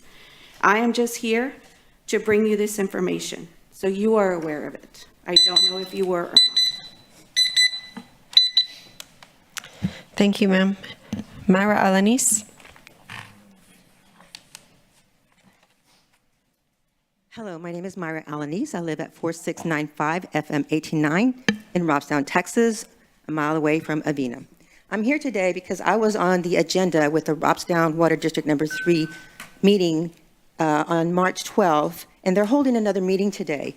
And in that meeting, I want to alert you to number 6, which they're going to, can't read it, approve an agreement for professional service with Violet Water Supply. At this meeting, if you can obtain a copy of the recording, I was informed that there are 3 contracted businesses just like Avina who are securing land and water. We don't know about these companies yet, but they've secured them. It was discussed at that meeting, if you want to hear that. If not, I have a copy. There's also another company out there called Primco. We do not have any idea how much gallons of water they're going to be using, but they are supplied by the Violet Water Supply, which is also supplied by Corpus Christi. Thank you. Mayor Guajardo, so that concludes the public comment period. Great. Thank you, Ms. Huerta. Okay, so we're going to go ahead and go back to our city manager's update on city operations, item number 2. Okay, great. Thank you, Mayor. We do have 2 other things to go over real quick. So for this next item, I've invited Jeremy Coleman, who is the president and the chairman of the the Corpus Christi chapter of the National Association for the Advancement of Colored People, NAACP. I've asked Jeremy to come here to provide an overview to the City Council and the community about the organization and the efforts that it makes to have racial equality in our community. The City of Corpus Christi, as a reminder, supports the NAACP in advocating for civil rights, social justice initiatives, including efforts to combat racial discrimination and promote equality. Since 1930, the NAACP's presence in Corpus Christi, so since 1930, almost 100 years, the presence here has helped raise awareness about systemic issues and push for meaningful change to create a more inclusive and equitable community for all residents. Jeremy Coleman works closely to oversee the political, the educational, social, and economic equality of rights of all persons within Corpus Christi. And finally, Jeremy, in January of this year, many of us attended the Freedom Fund Gala that the NAACP puts on each year. I was there, as well as several council members and the mayor, and 2 city employees, Sony Paranel, who is the assistant to the city manager, and one of our firefighters, Joe Brunemeyer, received from the NAACP and the president, Jeremy Coleman, the distinguished Dr. H. Boyd Hall NAACP President's Award for their civic contribution. That was back in January. We did ask Jeremy to come to City Council to talk about the NAACP and as well to hand those awards out here, especially to our firefighter who was unable to make it to the dinner. Sony was there, so we're going to invite Jeremy up. He's going to talk first a little bit about the NAACP, and then we'll do those quick acknowledgments. Jeremy? All right.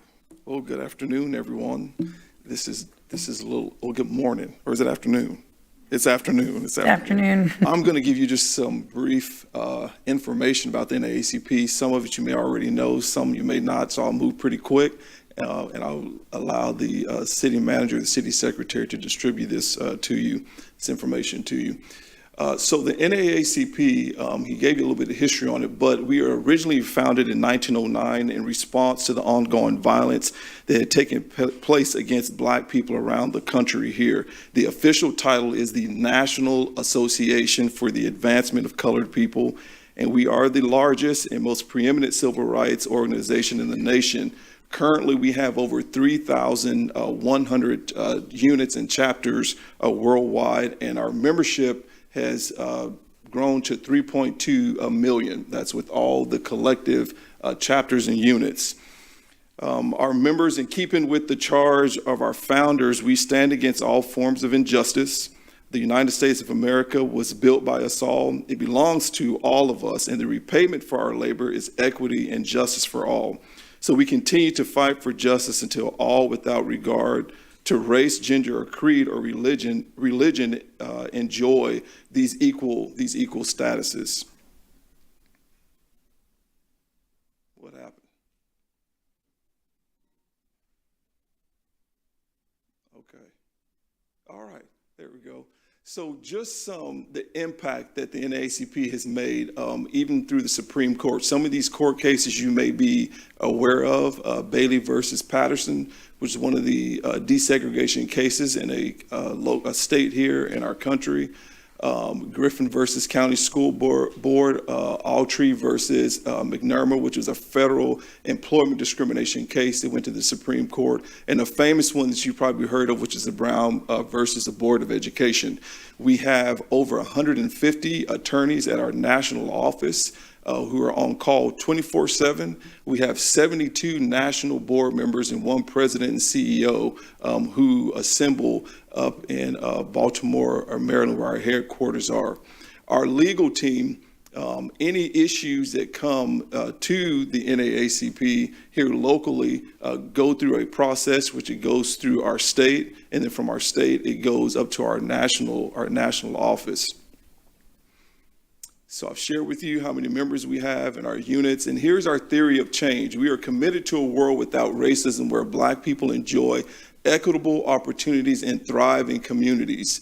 And I believe Corpus Christi is a thriving community. Our work is rooted in racial equity, civic engagement, and supportive policies and institutions for all marginalized people. And this is key.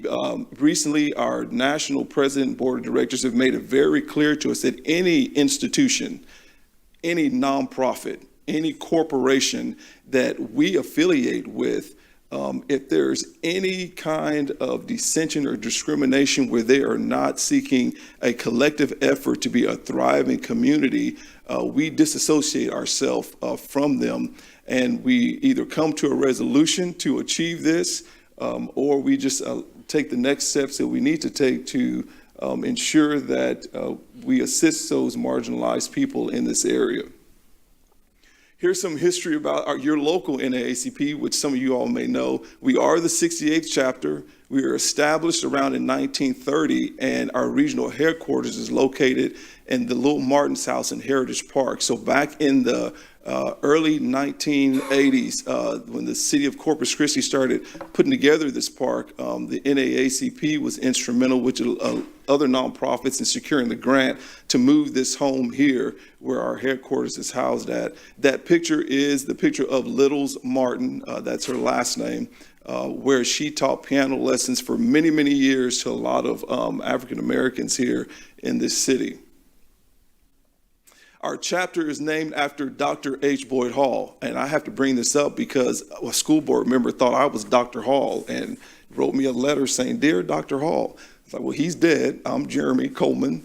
But this is Dr. Hall. I know we look alike, but he founded the local branch, and he was elected the chapter president in 1944, and he played crucial roles in the city with the school board, with city councils, with the commissioner courts, even the Internal Revenue Service and the Postal Service all heard from Dr. Hall when he was the president. Another interesting fact I like to share about him is that he was the first Black family to build a house and live on Ocean Drive.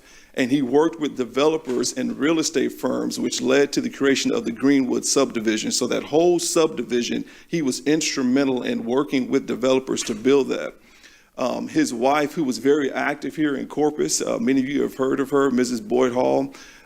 She tells a story that she wrote in the Caller Times, how the IRS lines were segregated, and he made one phone call to DC, and the next day that was fixed at the local IRS headquarters here in Corpus Christi. So here's some of the programs and the community impact that we do. So historically, you've heard NAACP is, we just fight discrimination, and you just hear about our MLK gala banquets, but that is not it. That office is operating 7 days a week, and it is very intense, especially since the city shut down the EEOC office. Our complaints in the last 2 years have well overreached about 15 to 30 weekly that we receive. Now, some of those are just complaints that don't fall into our mission and what we achieve, but some of them do have some weight to them, and we address those complaints. But in addition to that, we have an education committee that gives out charitable donations, our Juneteenth arts and educational program. We do have a homeless and hygiene community impact, a dental health clinic, and we have a dental health clinic because Dr. H. Boyd Hall was a dentist. And so that's in honor of him that we do that dental health clinic. And then most recently, in the last 2 years, we've started the Power Project Reader program that partners with the university in Corpus Christi and Del Mar College to address the failure in young Black men not reading and also not attending the universities. And Dr. Kelly Miller was instrumental in bringing this to our attention in her State of the University address about 2 years ago. And some of our strategic goals, so we went from operational in 2021 to community work. And you can see here some of the major changes that this chapter did with the support of our national and state office. One being establishing the Corpus Christi Youth Chapter, which is up and running. The NAACP Operations Office for intake of discrimination complaints. Our community impact with our relationship with the media. Our 24-hour response calls, and that really entails individuals who may have an issue with local police or whatever. And I can honestly say that your chief of police and his deputies, they get phone calls from me regularly, and they do respond appropriately and give me the information that we need or assistance. Tracking and response to our NAACP complaints by our Legal Redress Committee, which is something new. So now we have 3 local firms that work with those complaints that we do receive based on discrimination. And our partnership with corporations for community impact, and then environmental, educational, and voting rights. Just some of the things that we've transitioned into. And then the fun part of it, which I only get to do 3 times a year, this is one of them, which is the 54th annual MLK Freedom Fund Gala, which honors Martin Luther King Jr. And thank you all for those of y'all who attend. Those are just some of the honorees. Our community gas giveaway, which we instituted about 2-3 years ago, that we just give away free gas. We wanted to just line cars up at the gas stations, and we quickly found out that was going to be a nightmare to have all these cars line up. And the quick thinking of some individuals in this picture said, we'll just give away gas cards to everybody. And also the Thanksgiving Community Luncheon, where we just fed the homeless over at Oville Williams Center. A lot of our community supporters, you all came out for that. And we drove around literally and picked up individuals. And it was kind of cool that day, if I recall, and just drove them over to the Oville Williams Center for them just to have a meal that day and just hang out and fellowship with some of our NAACP team. So overall, that is the NAACP and what we do. And at this time, I'm just so honored, and I want to say thank you all, especially to the mayor. She and I communicate regularly, and the chief, whenever issues come up. And a lot of cities do not have that opportunity to do that, to have that. In our trainings that we go to at National, they make it real clear to us that you are to build relationships with elected officials, but you do not negotiate on your mission and what you stand on. And sometimes that's hard for me, especially when you build close relationships with elected officials. But I know what I have been called to do, and what this NAACP chapter has been challenged to do since 2021. And I'm just thankful that I'm able to come before you just to share this and present this information to you. At this time, if I can, these individuals missed. Do you have a question? I'm sorry, before I go. You were looking at, I'm sorry. Ms. Campos? Well, I don't have a question right now, but I did want to just comment after maybe the presentation about your presentation. Sure. So. Okay. Yes, ma'am. One of the things also is the NAACP. We have a President's Award that we give away, and a lot of individuals have asked, believe it or not, why do you give these awards and what is the criteria? So before there was not a criteria, I discovered, and we were just kind of handing them out. So in 21, we kind of sat down with the team and we identified key areas that needed to be addressed. And I said, well, listen, we always need police and fire. Then we did some history on the interaction with police and the fire department historically in the African American community, and over the years, and how it has evolved and the relationship has come together. A part of the individuals receiving this award is they have shown in their community a tremendous amount of growth and input and community service, and also into our mission and our vision that you may not see on a day-to-day basis, but I may submit the names and we have a team of people who track them pretty much. Well, tracking is the best word to use, and they check up just to see what they're doing. We actually look at their social media. We may make phone calls to individuals to ask, should they receive this award? And the majority of the times it comes back yes, and sometimes it comes back no. But these individuals have received this award, and Mayor and City Manager, with your permission, I would like to present these to them because they were, one individual was not present, and the other one, I think I mispronounced his name, which is Sony, which I still can't get it right. But I want to present these awards to him if I can, sir. Okay. So let's do Mr. Brudemeyer first. Mr. Joe Brudemeyer, I don't know, I'm not sure if he's here or not. Yeah. He is here. Okay, sir.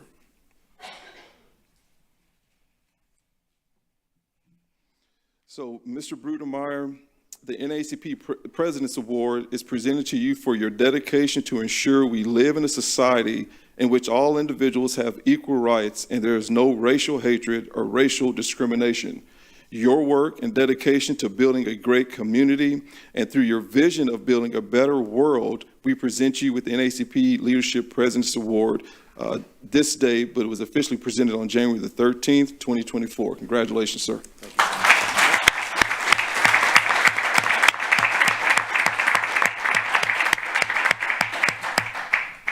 Let me fix this for you, bud.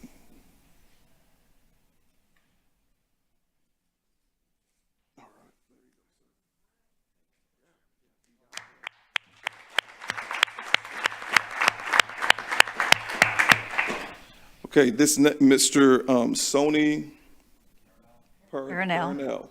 Okay. Yeah, Parnell. Sony, come on up. Oh, come on down. Yeah. Come on down.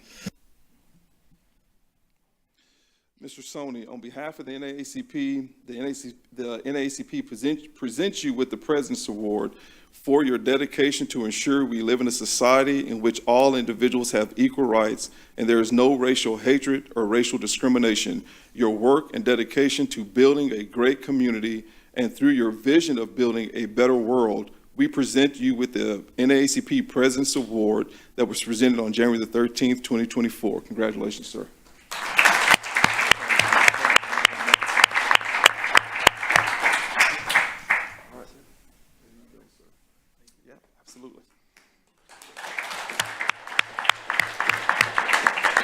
Mayor, I'll stand by for any questions if you have any.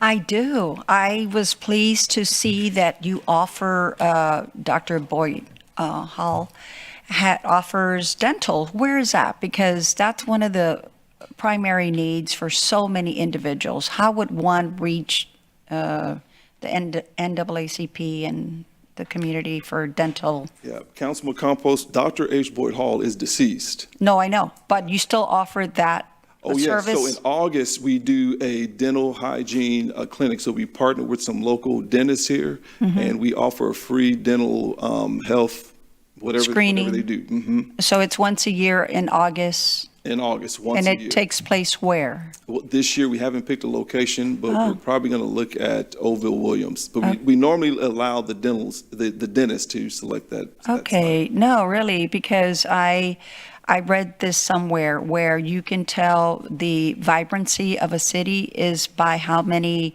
either dental hygienists and actual dentists are located in town. So again, I fully support what he established and how we can, hopefully make it continue and grow. So thank you so much for that. Yes. And congratulations to Sony and Josh. So thank you. Joe. And I was there on the original one, so congratulations. Yeah.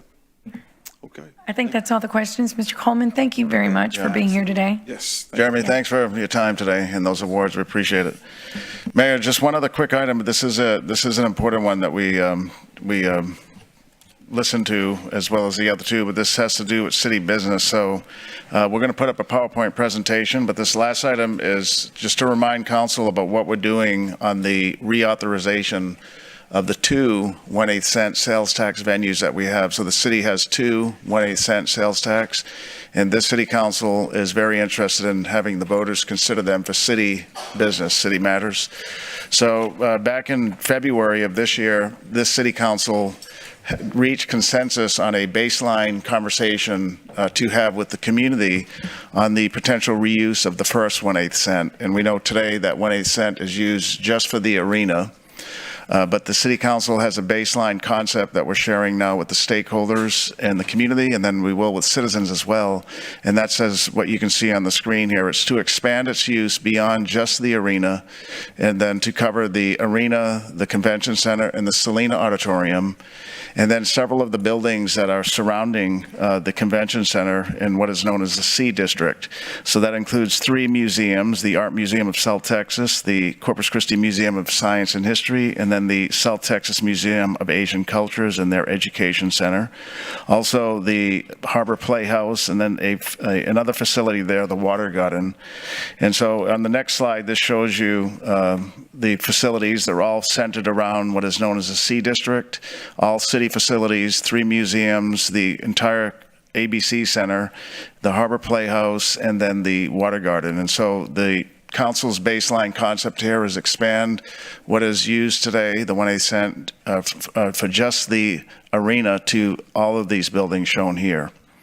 And the next slide shows the background on the second 1/8 cent that this city council is very interested in continuing to receive and bring to the voters in November. And so currently that 1/8 cent is used for the downtown seawall structure, the flood control structure. This city council is as your baseline concept that we are sharing now with stakeholders and the community is to expand its use to include the seawall, but then also citywide flood, drainage, and storm protection systems and coastal resiliency. This is the consensus that the City Council reached in February 27th of this year to share with the community. Some of the examples in our community where this could be used includes on the island. Park Road 22 today has bar ditches along the roadway on both sides, and that takes up valuable space. It's a mosquito problem, and it doesn't look that great. So one of the examples of how this could be expanded beyond the downtown seawall is on the island, and that would be to put in box culvert systems to remove storm water and really expand the amount of space for parking, for sidewalks, for golf carts. Other examples include on North Beach, our linear canal that we're working on, that would be an eligible project. Williams Road drainage would be another one. The Oso Creek drainage improvements, which is a big system in our city, and then also Lavola Creek. So those are some of the examples. We're working on more to share with the community as we go out to the community.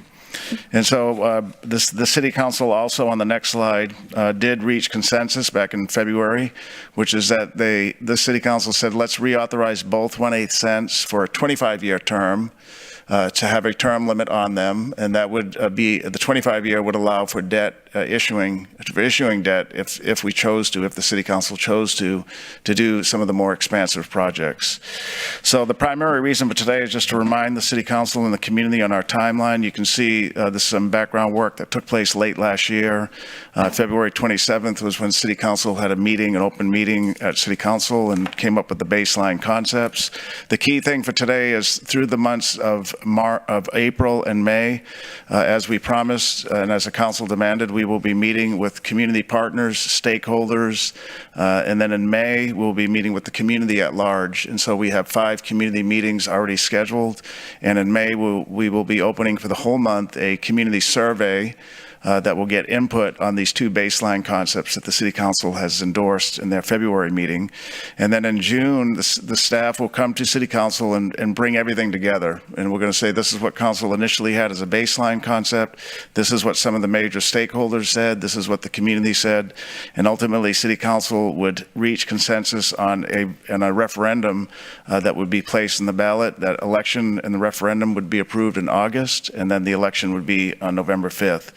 So just to remind and show council and the community, we have on the next slide a pretty large stakeholder engagement group, and there may be others still that will engage, and that's happening right now in this month. Some of these stakeholders we have already spoken with, and others are scheduled, and then we're scheduling the rest. You can see there's a long list here, including our partners at the American Bank Center, Corpus Christi Regional Development Corporation, the museums, Del Mar College, Durrell Properties, League of Women Voters, North Beach Association, the Omni Hotel. I'm just kind of skipping around here, but the Rotary clubs, our hospitality groups, those individuals that have hotels. We'll have several meetings with respective hoteliers and maybe a group meeting with as many who want to attend. On our community engagement and survey, we have a robust plan here where we'll be going out to the community at 5 different community meetings, all 6 to 7, May 6th, 8th, 9th, 13th, and the 15th. They're labeled as city council district meetings, but really the community-wide meetings, and anybody can attend any one of these meetings, and you can go to all 5 if you want to. We do have 6 to 7, but if we have to stay a little later, that's no problem. We just want to make sure we cover the main business from 6 to 7 in case people have to get back home for family matters. So, and then finally, the last slide is just the election. The city council plans on the next slide to call the election for November, and both 1/8 cents. I know there's some other information out there from one of our community partners is looking at one of these 1/8 cents, but this city council in this city is committed to needing and using the both those 1/8 cents. The election then would be November 5th, and early voting would start Monday, October 21st. So that concludes this presentation. This is really an update for the council to show you that we're engaging the community. Right now we're engaging stakeholders, and then we'll engage the community in a very robust way on the 2 baseline concepts that the city council has endorsed and approved a discussion. One would be for facilities around the American Bank Center, no hotel, but facilities around the Bank Center. The other one would be continuing of work at the seawall, and then other flood control structures across the city, including the island. And then the third highlight is that there is a term, a 25-year term that the city council has as a concept. And so those are the items that we're talking to the stakeholders about, and then we'll talk to the community as well. Mayor? And those community meetings you said are solely on this subject, Excuse correct? me? The community meetings? Yes. Yeah, so the community meetings to help you take advantage of people's schedules is we'll be in the community on 2 things on those 5 meetings. One will be on the bond program, the bond 2024, and then we'll have equal time for the sales tax initiative. And like I said, if we want to go beyond 7 o'clock, that's not a problem.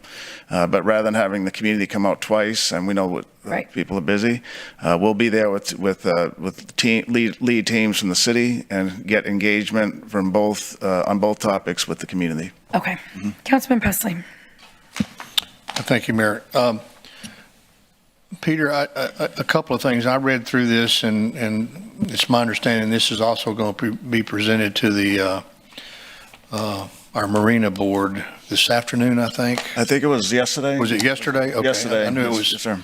And Heather, did you make that presentation? Yeah. You know, there's some things on here that I have some concern about, and I know we're just at the beginning of this process, Peter, yes, sir. but I said when we discussed this back in February, and I want to reiterate that the things that got us in trouble with Proposition A were the things that I was going to be very vocal about this time. And I think when you make a comment like citywide flood, drainage, stormwater, and coastal resiliency projects that would support new or expanded business enterprises, that's a very wide open statement. And, you know, if we go out here and improve drainage anywhere, that helps businesses, it helps residential, it helps businesses. So that's the exact kind of thing we have to be sure we don't get ourselves in trouble on this go around. We need to tie this language down to where it is specific enough that people in the community are going to understand what we're doing, and that they can't come back and say, well, this is just a wide open deal and they'll go spend this money however they want to. And some of that was going on with the previous 1/8 cent sales tax. Right. We approved some projects down here on the bayfront that really were never designed to be part of the seawall. And so I'm going to be very vocal on that. I want you to understand. And unless I went to sleep during the meeting that you and I had, I haven't had a one-on-one meeting with you about this topic. We've discussed it in open session here, I know, Right. but somehow or another, I got skipped over in that process. No, we didn't. That's okay. Yeah, the one-on-one meetings. I'm not going to argue with you about it. I'm just telling you, I haven't had that discussion with you, but on both of these items, I'm very concerned about the language I see here in this PowerPoint. Okay, Councilman, so one thing we can do, and it's good input, is that we could be extremely specific on the, we're working on a list right now, those 5 examples I gave you on the flood control. We could develop a list that would easily exceed the amount of monies we would collect in 25 years. That may be helpful. I know where I worked before, that's something we did. We had a prescribed list, and that was it. This just gives the council and the type A board some flexibility, but if that's the will of the council, no problem. Well, I'm not talking about being so specific that we can't utilize it for things that are important. Yeah. But we have to be certain that we don't have these boilerplate statements like this where we say that it'll improve businesses. Well, what does that mean? Yeah. Is it all businesses, or is it a select group of businesses, or Right. what are we trying to do with this? Yeah, okay, so on that point specifically, the reason that's there is state law allows this type of sales tax to only be used to improve the economy or economic development. It can't be used, say, for a deep interior subdivision because there's no economic commerce happening there. That's so. I'm listening this out. I'm not saying that whatsoever. Okay. I've restricted my comment to businesses. Right. So that's what it would be. It would have to be in a business corridor. But how are we going to tie that such that we don't get into these situations like we did with the previous 1/8 cent sales tax? Right. Where we say, well, it's close to the seawall, so we can use that money to do whatever we want to. Yeah. Is that not a valid point? It's a valid point. So that it's, what is a business corridor would be, we would help to determine that. The legal team would help to determine that. But this seawall, that's why in this, the council's baseline concept is just the flood control structure. So anything attached to it, like a museum, is not eligible. Yeah. Right. So we have specifics that are listed here. But the ultimate option could be to list exactly every project that we would do, and then there's no question.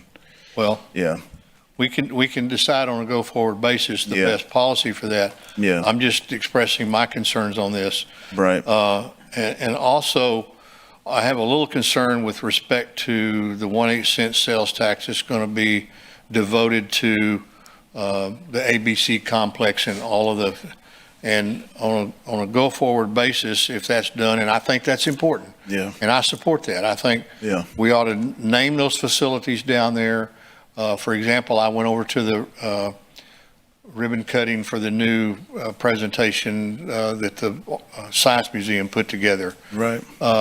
And that facility has some major issues. Yeah, sure does. And so we're going to have to determine somehow on how future councils are going to address those issues so that we don't get into a situation to where we let one particular facility get in bad condition while we're focused on something else. We agree with that. That's why I think it was a good idea that council approved all the facilities down there. Yeah. None are left out. Even the water garden was included, even though it has an $8 million restoration right now.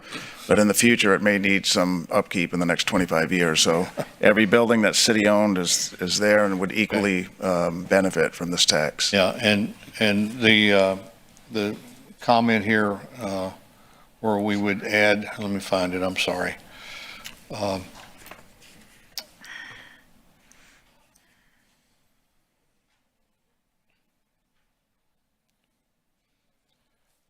We add certain city-owned buildings and assets in the sports entertainment.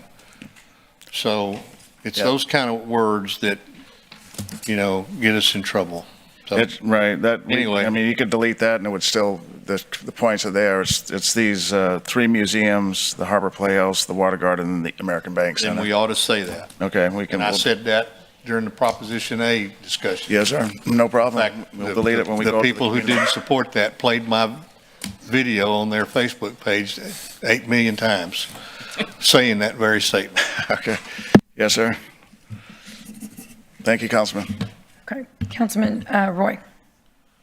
Peter, the only thing I had was that I noticed you had Corpus Christi ISD on there, as one of the groups that you're targeting to reach out to. Right. And I just would like, because sometimes I think it's just the norm that the city, when we think in terms of school districts, that we think only of Corpus Christi ISD. Right. So I'm asking that we also add in there, you know, you do have Flower Bluff, you've got Kyle Allen, you have Toloso Midway, you have West Oso. Right. But I think we need to just, basically, if you want to say school districts in general, but I think we need to encompass all of those because, you know, the parents, the community, the teachers, and all those that are involved, they're a big stakeholder in what we're trying to do here too. Yeah, great point, Councilman. We'll include the 5 others and brief them this month. Yeah. Yeah, Very that's good an point, excellent Councilman. point. We should always include them all. Yeah. Thanks. Yes, sir. Councilman Barrera. Thank you. Hold on.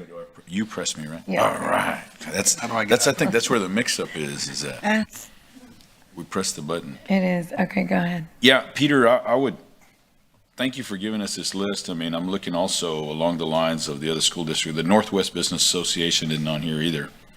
It says Northeast Business Association, perhaps a typo. Yeah, I think that's a typo. Yeah, it should have been the Northwest. Right. Yeah.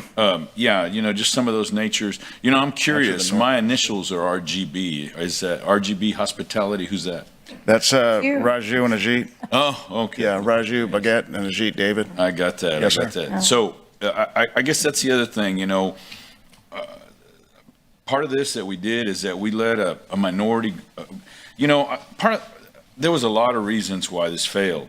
Number one is, as Councilman Pusley, there wasn't a lot of specificity. Right. And we made it overly complex, what have you. And you know, the times that we've seen this in the past, I don't know how many people are around for when we did the ABC, A Better City.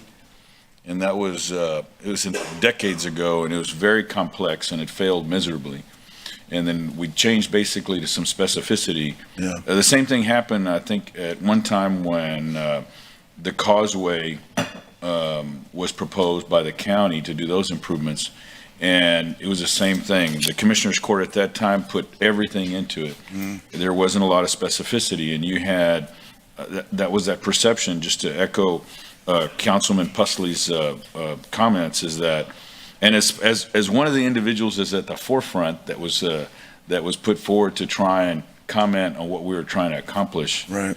I overwhelmingly heard that was the thing. The other thing, you know, and kind of coming back to the just to touch on the public comment thing, is I think, you know, we're determining this, and is there any way that you could have, that we could have the council, have a mayor, and so that way we could discuss this all together, where we could devote, you know, a couple of hours, so that way all of us, you know, there's times that you say the consensus of the council, Right. and I know we haven't met yet. We talked about it on the phone. Are you talking about, I'm sorry, for clarity? For the Stakeholders? stakeholders. Oh, yeah. okay. See, the council's not on here. The You know? stakeholder engagement? Yeah, I mean, that's the thing. I think Yeah. we need to have a public meeting where we can devote a couple of hours, and we can have the need tos and like tos, and as elected officials, we make a decision. I mean, I want to be able to have a stake in rather than have a conversation with you over the phone, and us having some ideas, because you and I haven't met exclusively on this. I mean, I don't recall that we have. I may have been asleep as well. but And we I'm not did- trying to be critical. I'm just saying that I don't recall it enough to be able to, and I think what I would like to see is that if we have a workshop where the entire council can voice their opinion, Okay. and that way, and it can be for the public to decide, and for the public to view that, and because it's our responsibility to go out to the public and find out what they need. We're the elected officials. We agree with that, Councilman. So on February 27th, that's when we did have a council meeting. Yeah, I understand, but I want something, want another my one? recommendation, my Yes, sir. suggestion. Yeah. Because what happens is that there's times I think, well, February 27th was that, I'm just trying to think of how many agenda items that we had there. Yeah. And there was a discussion, and if we devote something specifically to this, because it's so important. It's a Okay. workshop. Yeah, a workshop. You can do a workshop, sure. Yeah, we can do I that. mean, I'm one, we operate as a collective. Right. But I'm bringing that up, if that's the pleasure of the council, I think Okay. that would be something that we move forward on. Okay. So that way, we don't have the situation, well, I didn't hear that, well, I didn't understand that, Yeah, well, that right. wasn't what that was Yeah. brought up to me. you know? Yeah, okay. Thank you. Councilman, I was just turning my shoulder for a moment here because the council does have a workshop scheduled at the end of this month on the budget. So you could use you could use several hours of that if you wanted to. We have what, Peter, can you repeat that? There's a budget workshop. Okay, we'll schedule it. No, repeat that, please. I was just going to tell the council, I was saying to the Councilman Barrera that there is a workshop on the budget at the end of this month, the last Tuesday. And if we had if we're working with Rebecca, if there was an issue with schedules, that's an option. Not to say that would be it, but I'll work with Rebecca You mean to see. afterwards? Yeah, afterwards or before. I think this needs to be something we need to vote. We'll do it separately. It's that important. Okay, we'll come up with a meeting. We'll work with Rebecca and we have the protocol and we'll schedule a workshop if that's the pleasure of the council. Okay. Yeah. Okay, thank you, Councilman. Councilman Suckley. Hang on. Hold on here. I think you put it on me. There you go. Thanks, Mayor.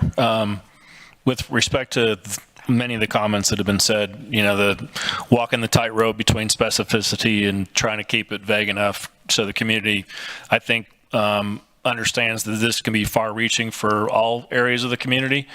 To your point earlier, Peter, about, you know, you gave some examples of potentially how the flood control portion could be used. I think, too, it's important that the community understand that, because I've already started hearing it. I'm sure some others have started hearing it. You know, for example, the island, heard some comments, and I shared it with you and Heather about kind of what's in it for me, what's in it for the island. And so, you know, you don't want to be too vague, but you want to be able to show and quantify for every section of the community what could potentially be in it for them. So I like the idea, too, of the workshop. Thanks. Okay. Okay, Councilman Hunter. That's okay. Thank you, Mayor. I just got a quick question. Earlier, you were talking about what was included in the seawall, Peter? Yes, sir. And you said it was the museums? So the second 1A cent would be for the seawall, and the council's baseline concept from February was to expand that to other flood control systems in the city. Sure, but specifically when you're talking about the seawall, you were talking about just the museums, is that correct? So I was talking about the museums when we were talking about the first 1/8 cent. In the water gardens. Yeah, that would be part of the American Bank Center complex, and then the 3 museums and the 2 other features, the Water Garden and the Harbor Playhouse. So just a suggestion. Yes, sir. When the seawall land was donated to us, there is a whole state law definition of what the seawall is. Mm-hmm. It's written in, I don't know, after the 1929 hurricane. And I think we could probably use that as a start. This isn't the first time I've mentioned this, so I'm sorry to be repetitive, but I'm pretty sure Miles will be able to direct you on how to get that information pretty quickly, especially since we already have a lot of that documentation. Thank you. Yes, sir. Thank you, Councilman. Councilman Hernandez. Thank you, Mayor. Understanding this, you know, when we were talking about Prop 8 to begin with, kind of mentioned the fact that we did not have a specificity in the language that would cause us to fail. And sure enough. So I agree with Councilman Pusley here that we need to have very specific language so it is very clear as to understanding what we're going to be using it for. Also, I'd also recommend that you include that for when we're doing this for flood mitigation for that 1/8 cents sales tax, that it also would relieve the upward pressure on our stormwater fee. Right. Because a lot of those come from that area. So this benefits us in more ways than one. Mm-hmm. So please include that information with regards to that. Right. Now, my concern is with the other side of it for the C district. Even if we are specific, it may be a hard sell. I would very much like to listen to the comments that we get back on it. Obviously, this is some restrictions in terms of how we spend this money with regards to economic development and business. So we may have to make some adjustments there, but I think as long as we're specific and we can easily communicate it, not a lot of fancy language, straightforward, direct is the best way to approach it. Okay. Thank you. Yeah, good Thank comments. you, Councilman. Councilwoman Campos. Thank you, Mayor. Thank you, Mayor. how specifically do certain groups or a group contact the city? I see these groups, but how would, let's say, I don't know, the kiteboarding group or whatever, for the greater good group, how would they specifically contact the city to get on the list of possible, Right. presentations? Right. So Heather, our assistant city manager, is one of the leads. They could call or email her. They could call or email me. They could call 311. Okay. So there's a lot of ways. They could call, email, come and set up an appointment with us. But we'll be glad to. This list is not all inclusive. We Right. probably should have had that on there. This is just an example of ones that we have that we're scheduling or have done presentations to already. And there's plenty of time to continue to add to this list. So good point, Councilwoman. If somebody wants a presentation, like Drew Molly says, we love talking about water and we love talking about this as well. We'll be glad to go to anybody, anytime. Just call us, call me, email me at peterz@cctexas.com. Heather is on our Outlook as well. They can call 311 and leave a message for us. That's an easy number to remember. Okay, I appreciate that. Yes, ma'am. I wanted to make sure we got that out. The other thing I wanted to mention is the examples that you gave about the stormwater. Of course, most of them were, for me, you mentioned North Beach, you mentioned Oso, you mentioned Padre Island.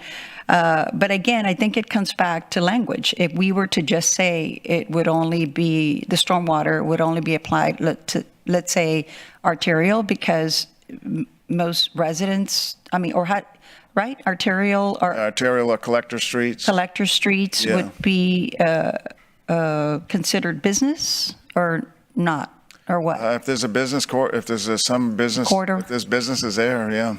Okay. It would have to be a business, some. There'd have to be a business. Right. Okay. We have some corridors that probably don't have businesses, not probably, but don't. Okay. So, yeah. The other point that I like hearing, which is from Councilman Hernandez, is, if the citizens were to vote for this, that hopefully including if we were to include the stormwater, and that it would actually apply citywide, not just certain parts of the city, then it would be more equitable because there's businesses that would need stormwater attention. And so hopefully the rates would actually come down if we could use this 1/8 cent. Right. So right, tax. Councilman. Yeah. So what we're hearing from Councilman, I think Councilman Barrera's suggestion is good, is that we certainly have hundreds of millions of stormwater projects, and Yes. working with our public works team members can identify ones. But the list I went over, there's 5 here. It's pretty much in every quadrant of the city, from North Beach to the island. Oso Creek is in here. We're working on one for the Cal Allen area, but if the council chooses, and maybe it's the best direction, is we have a specific list of stormwater projects as well as a seawall. Okay. That are equitably distributed across the city. This is certainly a citywide venue. Every part of the city, just like in our bond programs, benefit almost equally. All right. So those are good points, all great points. Okay, and let me see. One other thing is, I also agree with the workshop just specifically for the council, because Councilman, Barrera actually made a good point, because I had heard about the storm water, but then I think I also heard, well, it doesn't qualify because it's not economic development. But here we are talking about possible stormwater being that this 1/8 cent tax can be used. So I am even receiving misinformation. So it would be better if we did have it like this in a workshop setting, and we could clarify all these myths or facts, or, just for clarity. We agree. We'll schedule several hours. We probably need 4 or 5 hours. No problem. Okay, thanks. Great idea. Yes, thank you, Councilwoman. Okay, Mayor, if that's it, then that concludes the city manager's report for today. Okay, great, Peter, thank you. We're going to go through consent agenda items 4 through 12, and then I'm going to just go to item 13 quickly so that our chief of police and fire can get back to protecting our city and they can move on out. So does anyone have any items that they'd like to pull, council members, items 4 through 12 on the consent agenda, consent agenda? Number 10. Anyone else? Number 9. Anyone else? Okay, there being no other requests. Well, Mayor, I think we need to, don't we need to pull an item to amend it? 11, correct? Amend it for,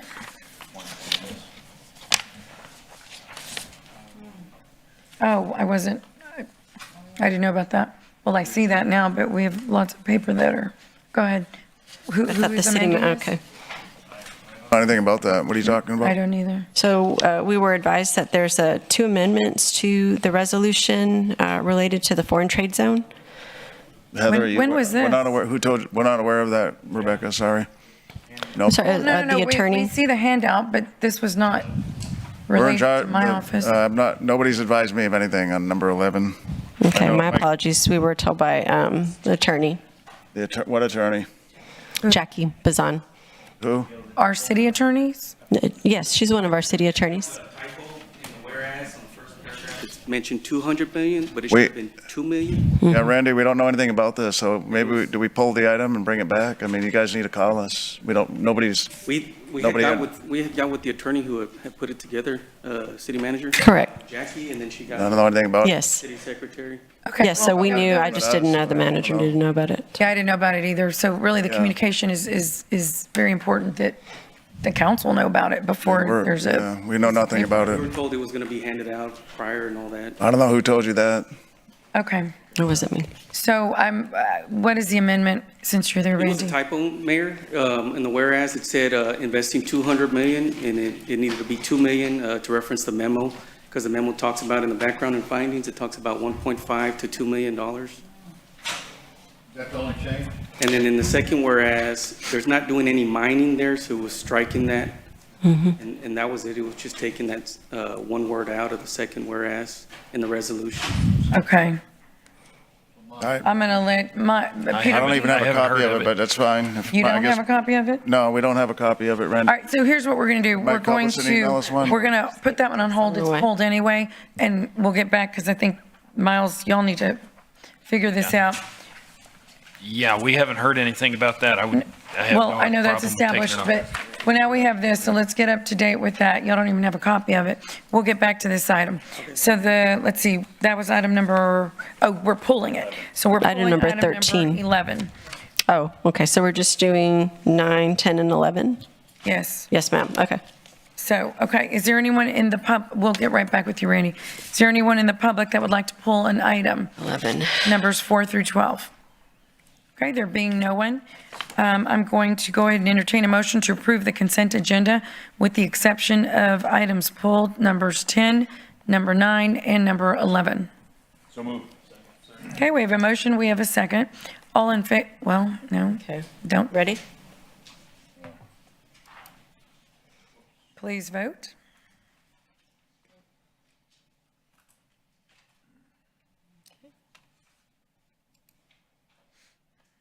Okay, that passes unanimously. And we have Councilman Hernandez. You have a question? Oh, hang on just a sec. Earlier, Oh. that was when he was talking about, I said I was just going to pull it, so. Okay, got So it. we could get No, to it. no Thank you. problem. No problem. Councilman, No, I don't have no?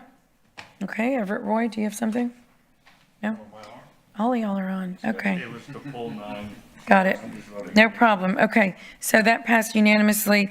We will address numbers 10, 9, and 11 when we return from lunch. We're going to go quickly to item number 13, under individual consideration items. That is a motion authorizing a lease agreement between Flint Hills Resources and the City of Corpus Christi with city payment to Flint Hills Resources. Chief Markle. Thank you, Mayor. I appreciate that. Item 13 is a lease agreement with Flint Hills Resources. It's to continue our use of that, the old Tuloso High School as a substation. Motion to approve. Second. Oh, turn it on. Oh, you can't. Yes, ma'am. Okay, hold on just one second. I'd like to hear the chief's Sure. Yeah, well, let's get a little bit of information because we have some questions as well. Go ahead, Chief. We've been out there since 2008. They've been pretty gracious with us. It's been free of charge. Since then, it's included building of half the building. We've built a substation, have access to lockers and restrooms, and about 40 parking spaces plus civilian parking spaces.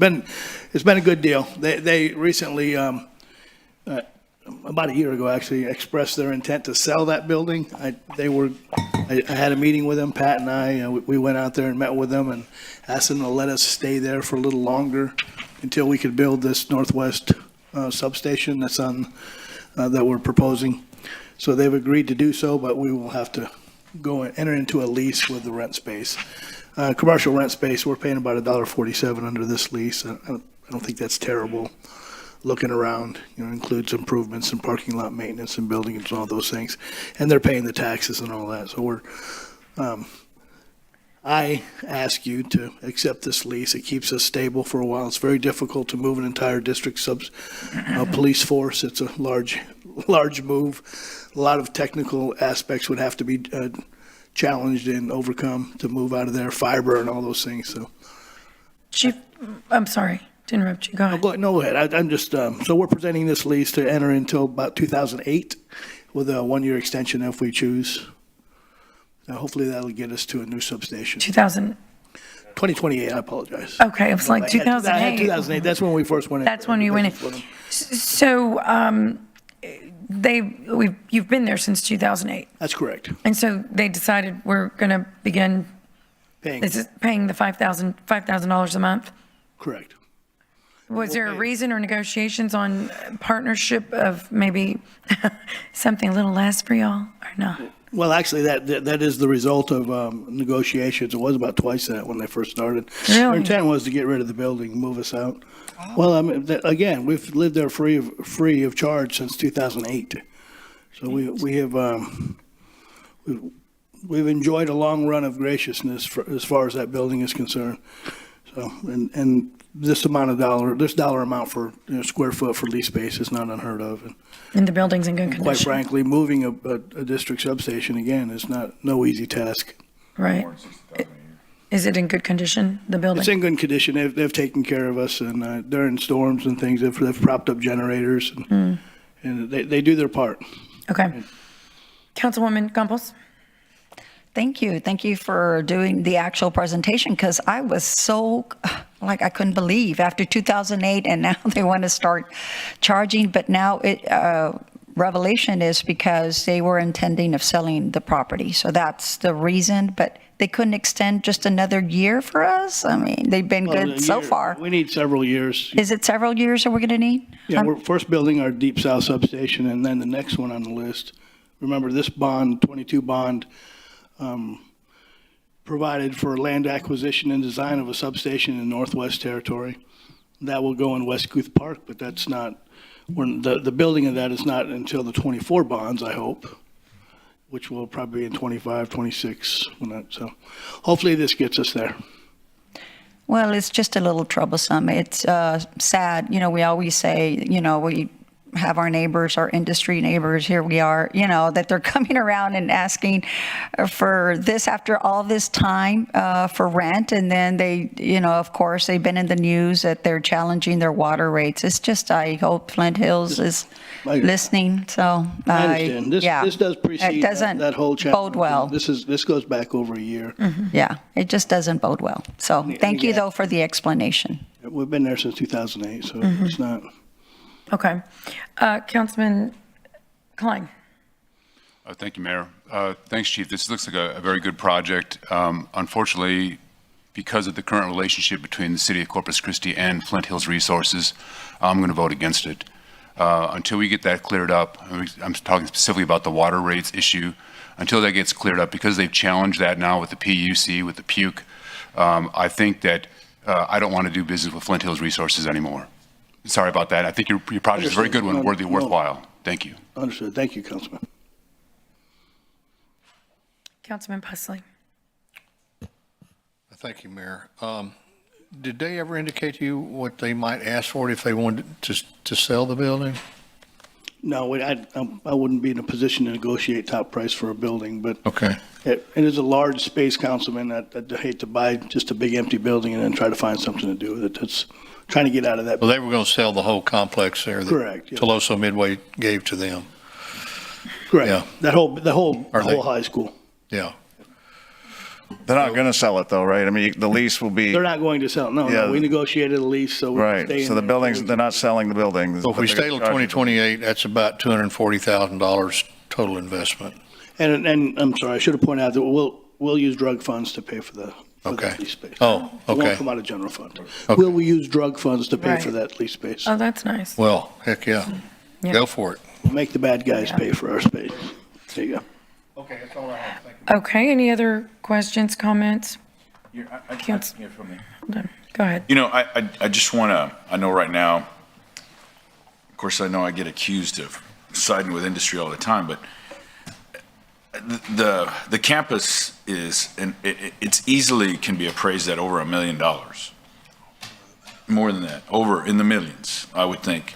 And for the sake of the cost it would incur, that if we're going to be there for at least 3 years of $240,000 would cost us more to move. And so the fact that they've got an asset that they're devoting to the city of Corpus Christi, I think it's goodwill, and I think it shows goodwill despite the fact of the challenges that we put in front of them. And so that's one of the reasons I supported this from the get-go. So, hey, thanks for doing your due diligence. I appreciate it. Appreciate it. Well, our job is to stay out of the politics. We let you guys do that wrangling, and Yes, sir. we need to just provide the stable public safety out there. And Thank you. move will jeopardize that stability. Amen. Thank you. Councilman Roy. You know, I just want to make a statement, and Mike, I think, could probably chime in on this. You know, Toloso Midway is running out of land and space. So if they did put this piece of property on the market, it would probably sell quick. So I am glad that they're going to let you stay there until 2028, because they're running out of space. They need more school space. There's a lot of things going on in the Toloso Midway area, and land is prime right now. As long as it doesn't have pipelines and other things underneath it. But anyway, I'm glad they're letting you stay there. As am I. Thank you. Yep. Councilwoman Campos. Thank you, Mayor. And just for, again, clarification, we always know where most of us stand on these type of issues when it comes to industry and it comes to taxpayer. Again, we have been good neighbors to Flint Hills and many of the other industries that have been in our area. So it's not that. And it's also, just so that we're also clear, we have been giving these corporations many, many, many tax breaks and many, many, many water breaks. So let's just give that statement. Thank you. Thank you, ma'am. Thank you, Councilwoman. Councilman Pusley. They pay the utility bill, or do we pay it? We'll pay the utilities in this Yeah. lease. But have we been paying it in the past? That I don't know, Pat. I don't think we have. I think they had it. So they've been paying the electric bill, Paid full service on the building. which can't be cheap. Oh, no. Oh, on a commercial building like that, I would suspect it's fairly high. So Again, I think- don't want to get in the middle of what's going on politically or what. No. No, and we don't want you to either, Space. but it's, I think they've been extremely fair in the past over how they've treated the city on this. So, thank you very much, Chief. Yes, sir. Thank you.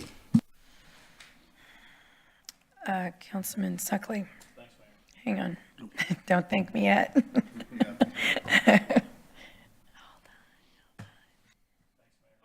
Doggone it, hit your button again. There you go. Thanks, Mayor. Thanks, Chief, for the presentation. Thanks for getting back to me on my questions I had. To Councilman Pusley's point is, aside from the politics and the current situation with the PUC and all that, if you consider $60,000 annually fair market value for renting that place and 15 years of it, that's over $900,000 that Flint Hill's been, helping the city to get by in the meantime. So I'll just leave it at that. Okay. Thank you. Thank you, Councilman. Okay. So we can only speak twice. Rebecca Yeah, we've got twice. Is that correct? No, it's 10 minutes. Rebecca? I haven't taken the 10 minutes. Rebecca? Yeah, you can speak twice, up to 10 minutes per time. Oh, is that what it is? Okay. So I'm going to go ahead and ask for public comment. Is there anyone in the audience that would like to comment on item number 13? Okay, there being no one, we'll close public comment. We have a motion and we have a second. All in favor, say aye. Mayor, we're going to do the voting. Gosh, sorry. Please submit your votes.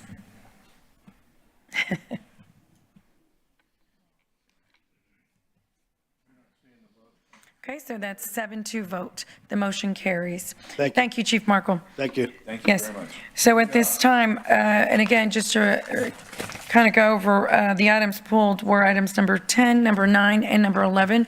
We'll discuss those when we return from a brief lunch break. So we'll reconvene in 45 minutes. No, probably a full hour, actually. We're having an E-session, Mayor. Oh, right. Peter, we're going to do all of them, right? Excuse me? We're doing all of the. We're going to, on the executive sessions, we have, we're not going to be doing number 16, which is the Evangeline. We just met with them yesterday, and we have a little bit more negotiating. Okay, so we're not. But we are going to do the one on the PUC challenge, and then the real estate one. So 15, 17, and 18. Right, 15, 17, and 18. Yes. 15, 17, 18. We can either do them all, or we'll see how far we get and come back if you need. Yeah. Well, we're pulling it because they're not, they just met with them yesterday, so they've got to address. Okay, so the council will go into executive session on items numbers 15, 17, and 18 per Texas Government Code, Section 551.071, 551.072, 551.087, and Texas Local Government Code, Chapter 395. We will return.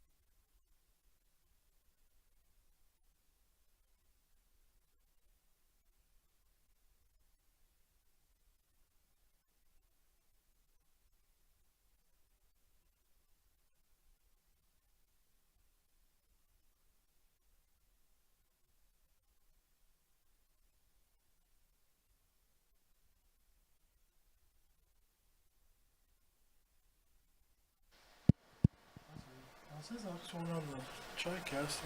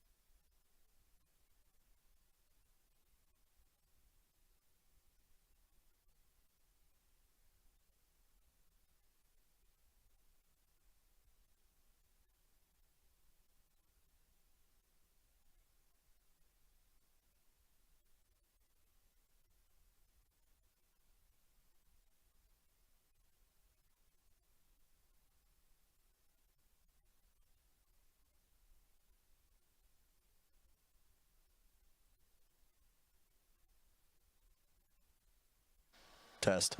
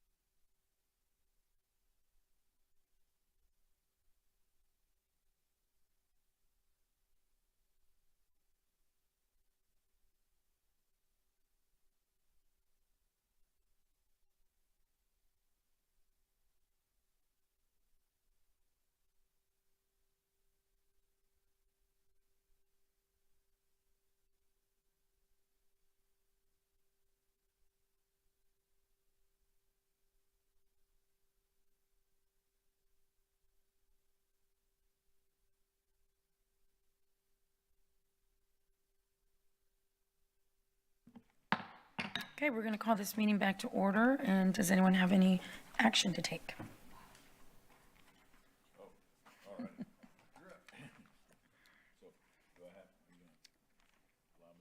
Oh, yes, of course.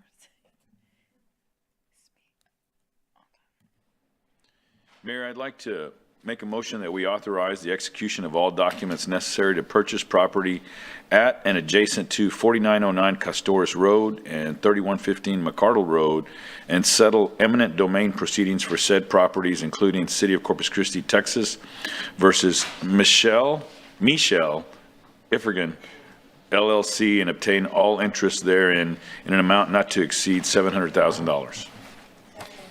Okay, we have a motion. We have a second by Councilwoman Campos. Is there any further discussion? Okay, submit your vote, please.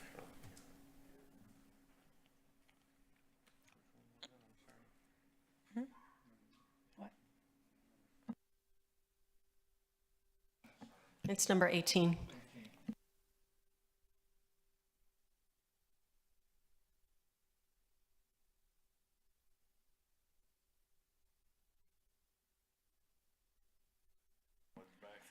And the vote is 8-1. The motion passes. Kill. Okay. Of course. It was a pool. It was. If it was a pool, $1 million over budget. Oh, right. Yeah. Okay, thank you, Councilman. So we're going to go back to Section I, which is our consent agenda. We had pulled items numbers 10, 9, and 11. So we're going to go to item number 10. Councilman Pusley, I believe, pulled that. And item number 10 is a resolution authorizing the submission of a grant application for the fiscal year 2023 staffing for adequate fire and emergency response grant in the amount of $16,359,579.25. Chief Wade is at the podium, but Councilman Pusley, would you like to state your question or comment? Yeah, thank you, Mayor. And I spoke with the chief about this over the weekend, and he was going to get some information to update us on how the money is received. Chief, were you able to gather that information? Yes, sir. So Brandon Wade, Fire Chief, Corpus Christi. The grant does get sent to us, and we get the lump sum. So then we utilize that grant money as the years go. So it's not like we're waiting to get reimbursed for it. We get awarded that grant, and then they give us the money. Okay. Yes, sir. Okay, so my only concern with this was a couple of things, and I'm going to rely on your expertise and staff here. We did a program similar to this with the county, and there was a year or so later, a hiccup in Washington where the funding didn't get allocated or whatever, and so we ended up kind of holding the bag on the deal and had to cut some people loose and that sort of thing. So this is proposing to hire 78 new fire employees over a period of 3 years. Yes, sir. The funding is for 3 years, but we would do the hiring in year 1 and year 2. Okay. To be able to maximize the salary and benefits out of that grant fund. Okay. And that's the maximum, that's the up to amount, so we may not be, that's the application. We may not be awarded the funds to do the 78, but that we put the maximum request in. Okay. Yep. So let's just assume we get the maximum amount allocated on this grant, but we're unable to find that many people. For number one, that's kind of my first question. Yeah. What happens then? Number two, Peter, are we prepared to pick up the cost of that expenditure in years 4, 5, and 6 once the grant money is gone? Yeah, we're gonna, And is the police department going to want 79 police officers hired? Yeah. So one of the first questions we asked to the city manager and then to the office, the budget office, is can we pick this up in year 4, year 5 as it goes on? If the answer was no, then obviously we wouldn't even be standing here today in front of you. And when we talked to the budget office, they felt like that was a doable plan. And especially saving the money to be able to hire this, because we know the ultimate goal is the 4-person staffing. So with the money coming up front, I think that helps the question of what happens if something happens in Washington 3 years later, that we get the money early in year one and we can allocate how that funding is spent for the 3 years. If we happen to have difficulty or challenges, I don't see where we would lay off, but we would just, through attrition, as people retire and leave, you may hold off on filling those positions until the financial outlook gets better. But that kind of puts you right back where you are today. If you don't fill those positions, then you're back to having to reduce your 4-man teams. And the first 2 years of this, you're going to spend training those 78 people. They're not going to actually hit the floor before you hit the stations until they go through the proper training. So I just want to make sure we've thought this through and that we're prepared to assume the cost of doing this, in the future years. Right. Yeah. Yes, Councilman. We have thought it through, and we felt secure, or we felt confident putting it on the agenda for consideration. Okay. There's a lot of to be determined still. Like, what if we don't get the grant? What we do know is that we're probably one of the last big fire companies in the state, maybe the country, that only has 3-person staffing. It's a risk to the community because the response isn't as good. And more importantly for me, it's a risk to the employees because a 4-person staffing is a much secure response team. So we have a plan that we started last 2 budgets ago or so that gets us to this. So it's part of the plan that's mapped out. If our growth continues in the city, we should be able to afford it. Anything can happen, so we have to be nimble. And this is a planning effort as well as a strategy effort. So we could get federal dollars to help pay for the first couple of years, which is good for the ratepayer here, taxpayer here. No, I understand where you're going, and I fully support what you're trying to do. Yeah. I just want to make sure. Those are good questions, no doubt. You guys are going to be on the hook. I ain't going to be here. Well, we know your number at the county. It'll be your problem. But those are definitely good questions, and it's something. We know where you are. Right, in which we didn't want to put the city in that, and that's why we asked the budget office right up front, is this doable? And if they felt like it was doable, then if we can save the taxpayers the money, since this is one of the ultimate goals, and actually when I came before y'all last year, it was my #1 priority to get us there, as we are, as the city manager said, one of the largest cities that don't have 4-person staffing, and I don't have to make up the dangers of the job. It was 2 weeks ago, we had a firefighter fall through a 2nd floor to a 1st floor. Yeah. And it's a 3-person crew, and we were very fortunate that we didn't have a serious injury or death. So we try to say, if this is our #1 goal, and our plan was to work there through multiple budget cycles, and this opportunity came up in which this grant pays 100% for 3 years, which it did not used to do that, then let's take the opportunity to try to achieve some funds from Washington. Okay. Right. Everybody's on board? I'm good. So I make a motion to approve. I second. Well, what are you going to sacrifice? Yeah. Yeah, well, I'm sorry. Oh, no. What are we going to sacrifice for the average time? I'll ask you. Well, okay. Yeah, put that on. Councilman Roy. So I want a couple questions, and it's kind of on the same line of Mike. This grant opportunity, 3 years. If I understand it right, you're basically saying that the 2 years of non-productive time, because they got to go through academy, they're non-productive, they're not doing anything to basically earn their training except learn. It's going to absorb that. If I remember right, looking at this presentation, we're talking about what's the total cost per year that's projected after the 3rd year? Is it 8 million and 4? Yeah, so in year 4, just because the way the grant is pays out, and then the fiscal year is, year 4, it's about a $6 million pickup that the city will pick up, and then year 5 is the $8 million So when you're covering all the funds. 14 million total. Yes, over 2 fiscal years. Over 2 years. In the interim, as far as overtime goes right now, so I got two other questions. Is this going to, I'm trying to look at the economic benefit of this. Is this going to cut down on your overtime? So if we have a staffing factor in there, so when you have your vacancies, and you limit your vacancies and reduce those, and you're closer to your authorized strength, then that will help reduce overtime. That's the staffing factor that we put in there is, you see, it's like 4.16, which you have to hire roughly 1.4 firefighters to every one firefighter. Right. Because there's scheduled leave and all that. So we try to keep our vacancies low, which can cut on overtime. So that's what the 78 figure is, people, if we're looking to 4-person staffing across the board. Right now, you're requiring 3, and if the standards increase to 4, your overtime I don't think it will decrease your overtime. It will if you hire properly, but you don't have to increase to 4-person staffing. You still get, just like we do today, like we got 9 positions in this last budget cycle, but we don't automatically go and just increase the 4-person units, right?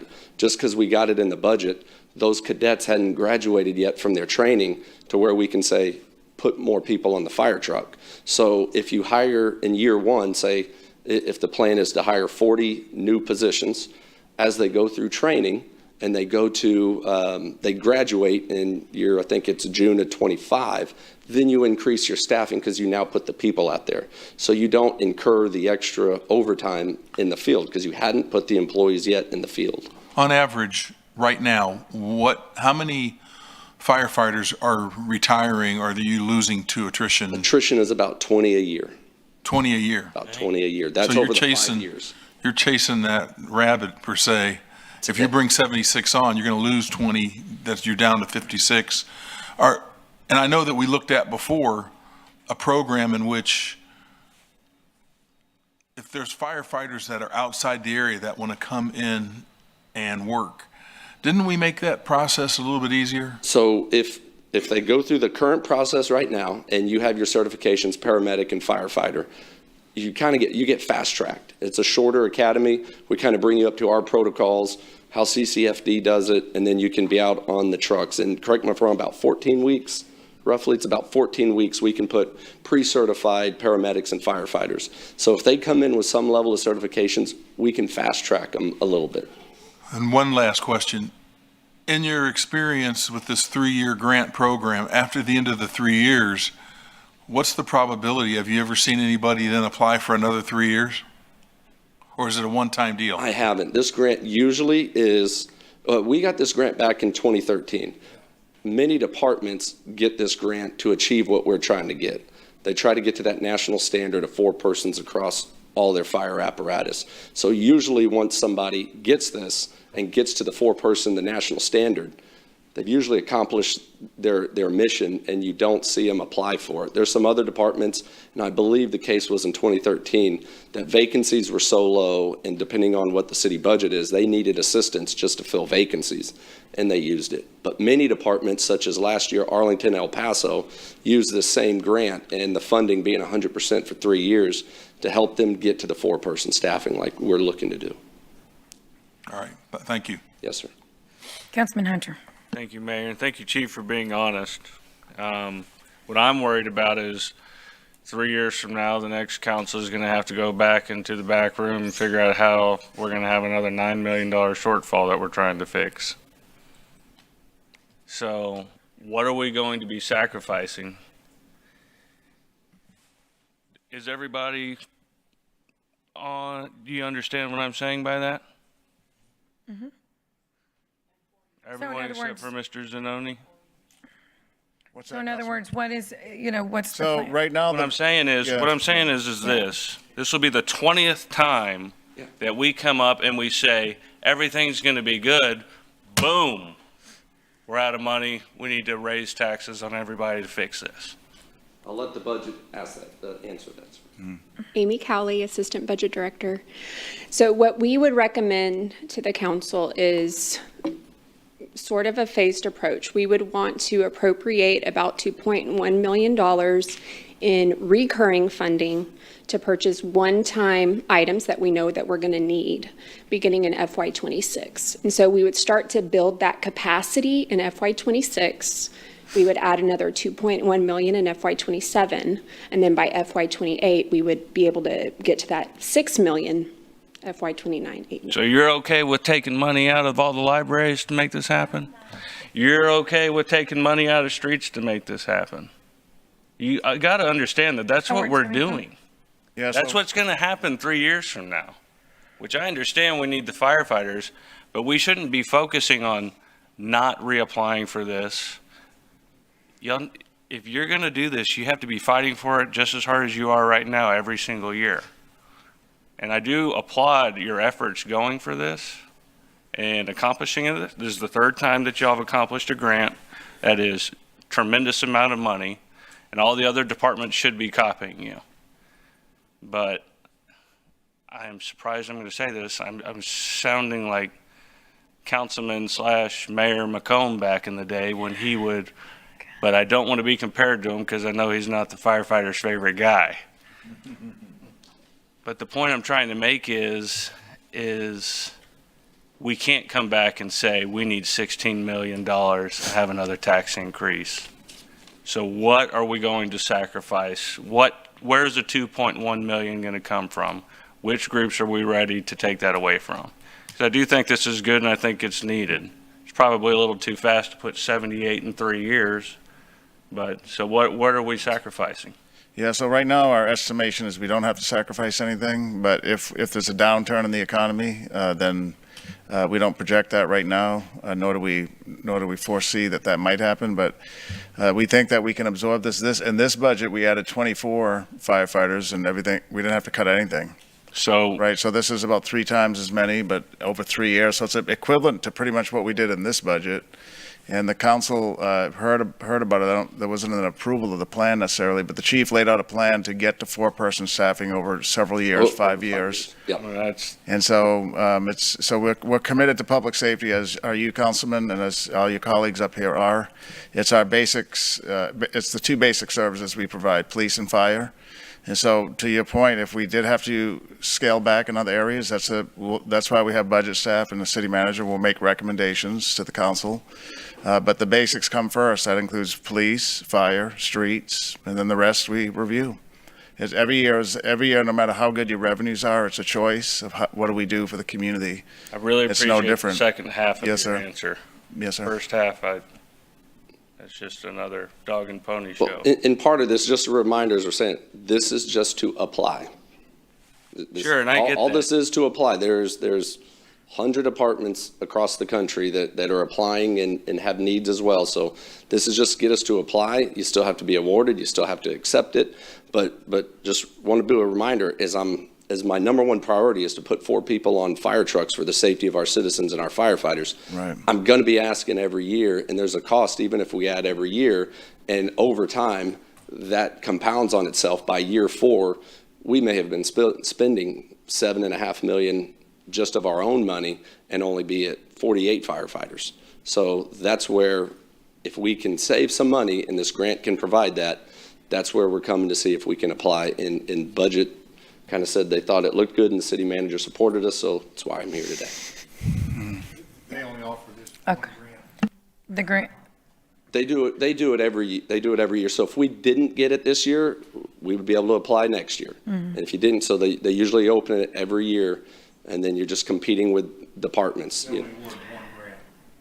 Second. Do they only award 1 grant, like the 6, up to? No. Like you're talking about, do they only give one recipient of Yes. the grant? No, it's numerous departments and of various. So you may not get 16 million, but we may get a chunk of that. Potentially, they could give you a partial, or, Right. like you could see, depending on what it is and how your risk and what you're trying to get as a goal. Like if we were just adding 5 new fire stations and trucks and we wanted them to pay for it, they may not give it to you.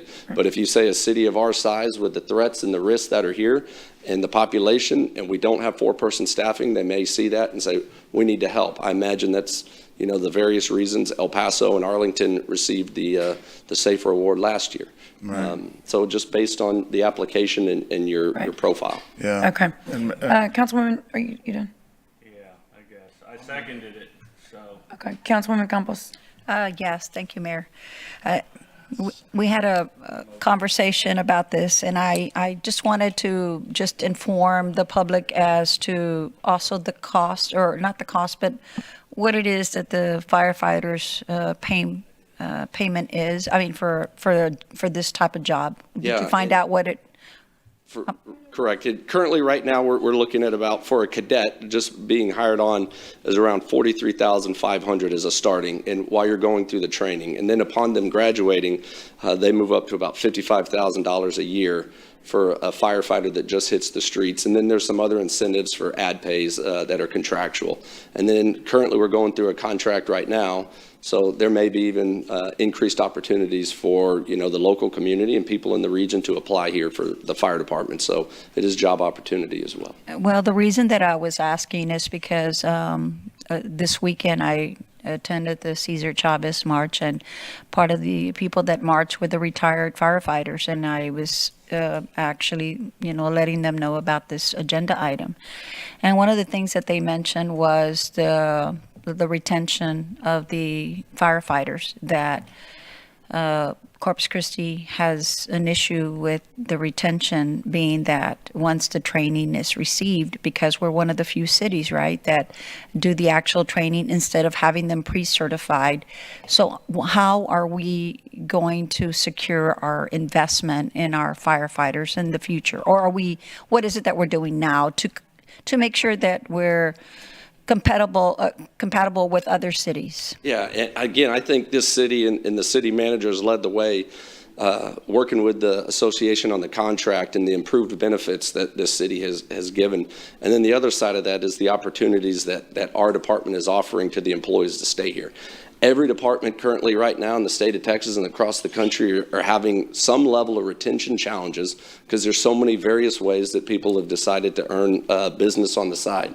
We've seen people go to be realtors, to investors, to what have you. So the Corpus Christi is not alone in a few people leaving every year. It's not entire cadet classes. Like I said, our attrition is about 20 a year, but most of those are retirees. Right, yeah. They're retiring, but Chief, thank you.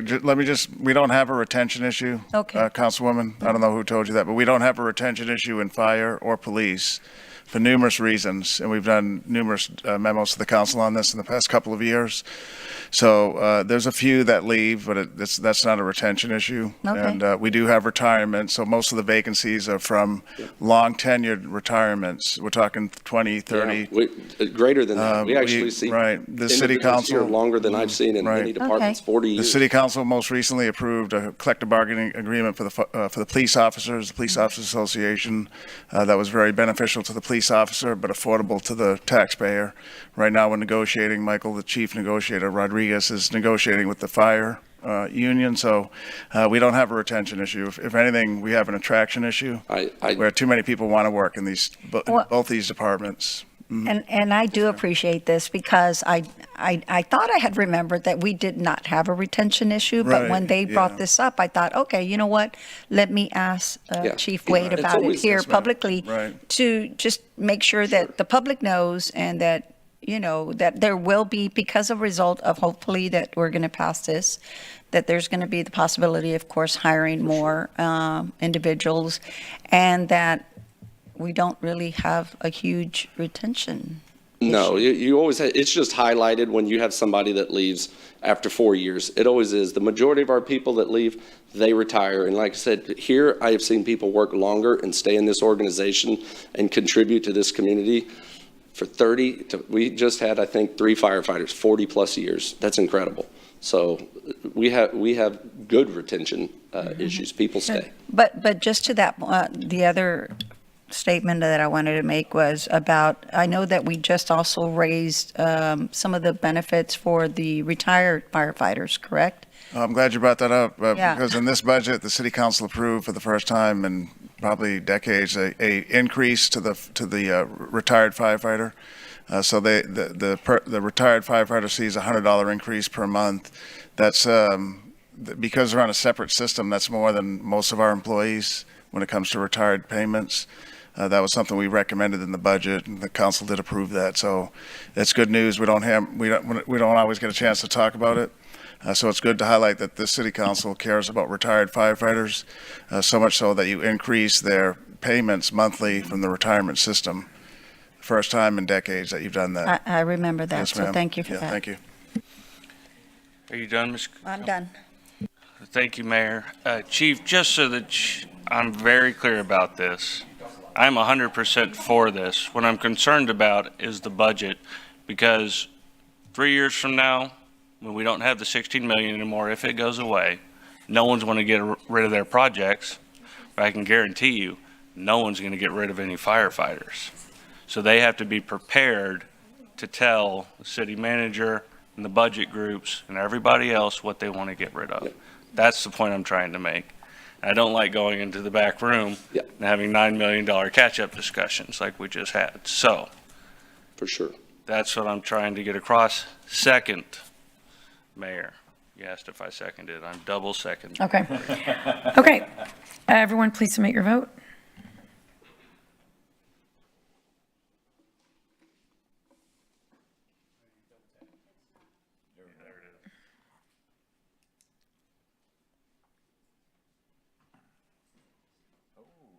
Okay, we have a unanimous vote, so the motion carries.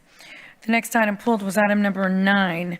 That is a resolution to revise city council policies, section 1, to allow council members use of a city phone paid by the city, and section 2, to limit city council travel expenses in the months of October through December in an election year to 1/4 of the annual budgeted amount. Councilman Hernandez, your question or comment? Oh, there you go. Yeah, so where did this come from? Sir? I mean, what's the point of this? So if you look at the council policies from in the past, that's something that's been there. The current policy mentions April, right, as the month, and that's just a vestige of our old election cycle when we had elections in April. But the main reason we have it is to ensure it's to allocate the council's budget fairly during an election year.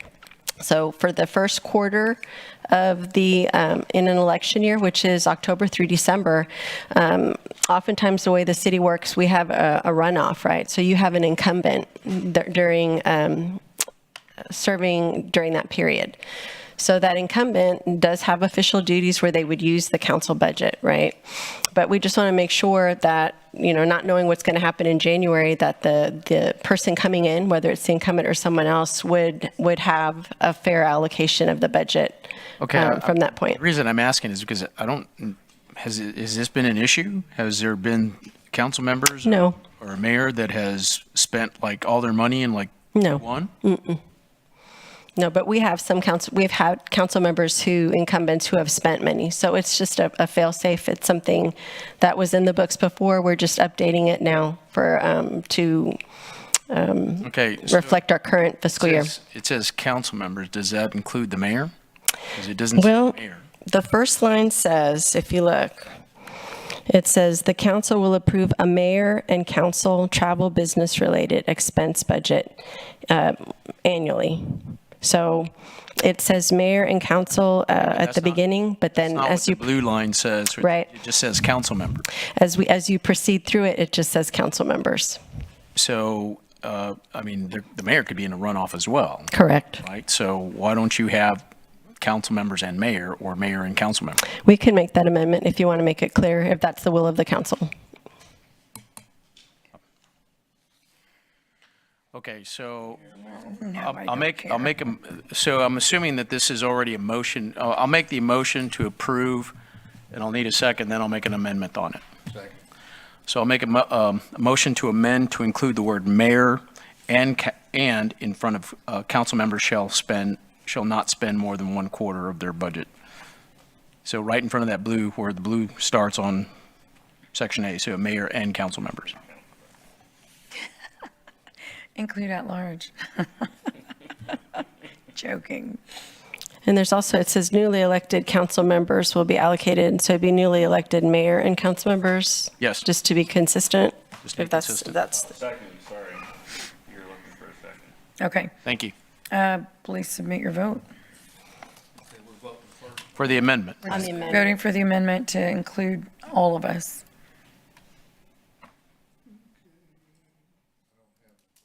There you go.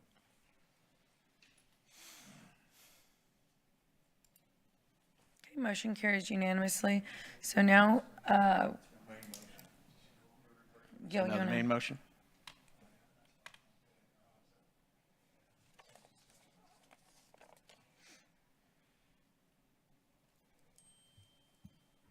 Okay, and this is on, we're voting on the motion as amended, As amended, yes. on the ordinance as amended. My Correct. apologies.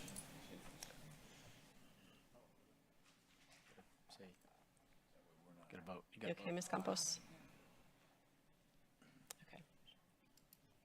Okay, the motion is amended, passes unanimously. So we will move on. Last item pulled was item number 11. That's the resolution of the City Council of Corpus Christi, Texas, authorizing a letter of support by the City of Corpus Christi to the Foreign Trade Zone Manager at the Port of Corpus Christi. So our city secretary had pulled this. We had some confusion on there being an amendment to this item that we didn't know about. Peter, did you all have a chance to look at this? We did, yeah. So we didn't know about it in the beginning, like we said earlier this morning. However, the changes are fixing of typos, typographical errors, mostly in the whereases. So at this point, the material that is in front of the council is fine with the city staff. Okay. Okay, great. Would you like to, are you presenting on the item? Yes, if you'd like me to present on that. Mayor, I'd like to move for approval. It was on a consent item. And that other than, we just had to. I'm sorry, here. I'd like to move for approval. So so I have to move for approval and there has to be a second and then I have to, okay. And then there has to be an Amendments. an Oh, an amendment. amendment, right. And the amendment is to vote for, Well, to fix the typo, what was precisely the, It's in the first whereas, right? There was a typo. It says 200 million investment. It should be 2 million. Yeah. And in the second whereas, it's striking the word mine. So in the first sentence, it says to mine produce. You would strike mine from there. so moved. okay, please submit your vote. So Mayor, real quick. Yes. Question on that. I mean, I yeah. never saw the original ordinance in my, Oh, really? yeah, so it was never there. So It wasn't in the packet. it was never in the packet. It was not. And it in the packet here. It may not be hear in you, Michael. Legistar. The agreement, what's that?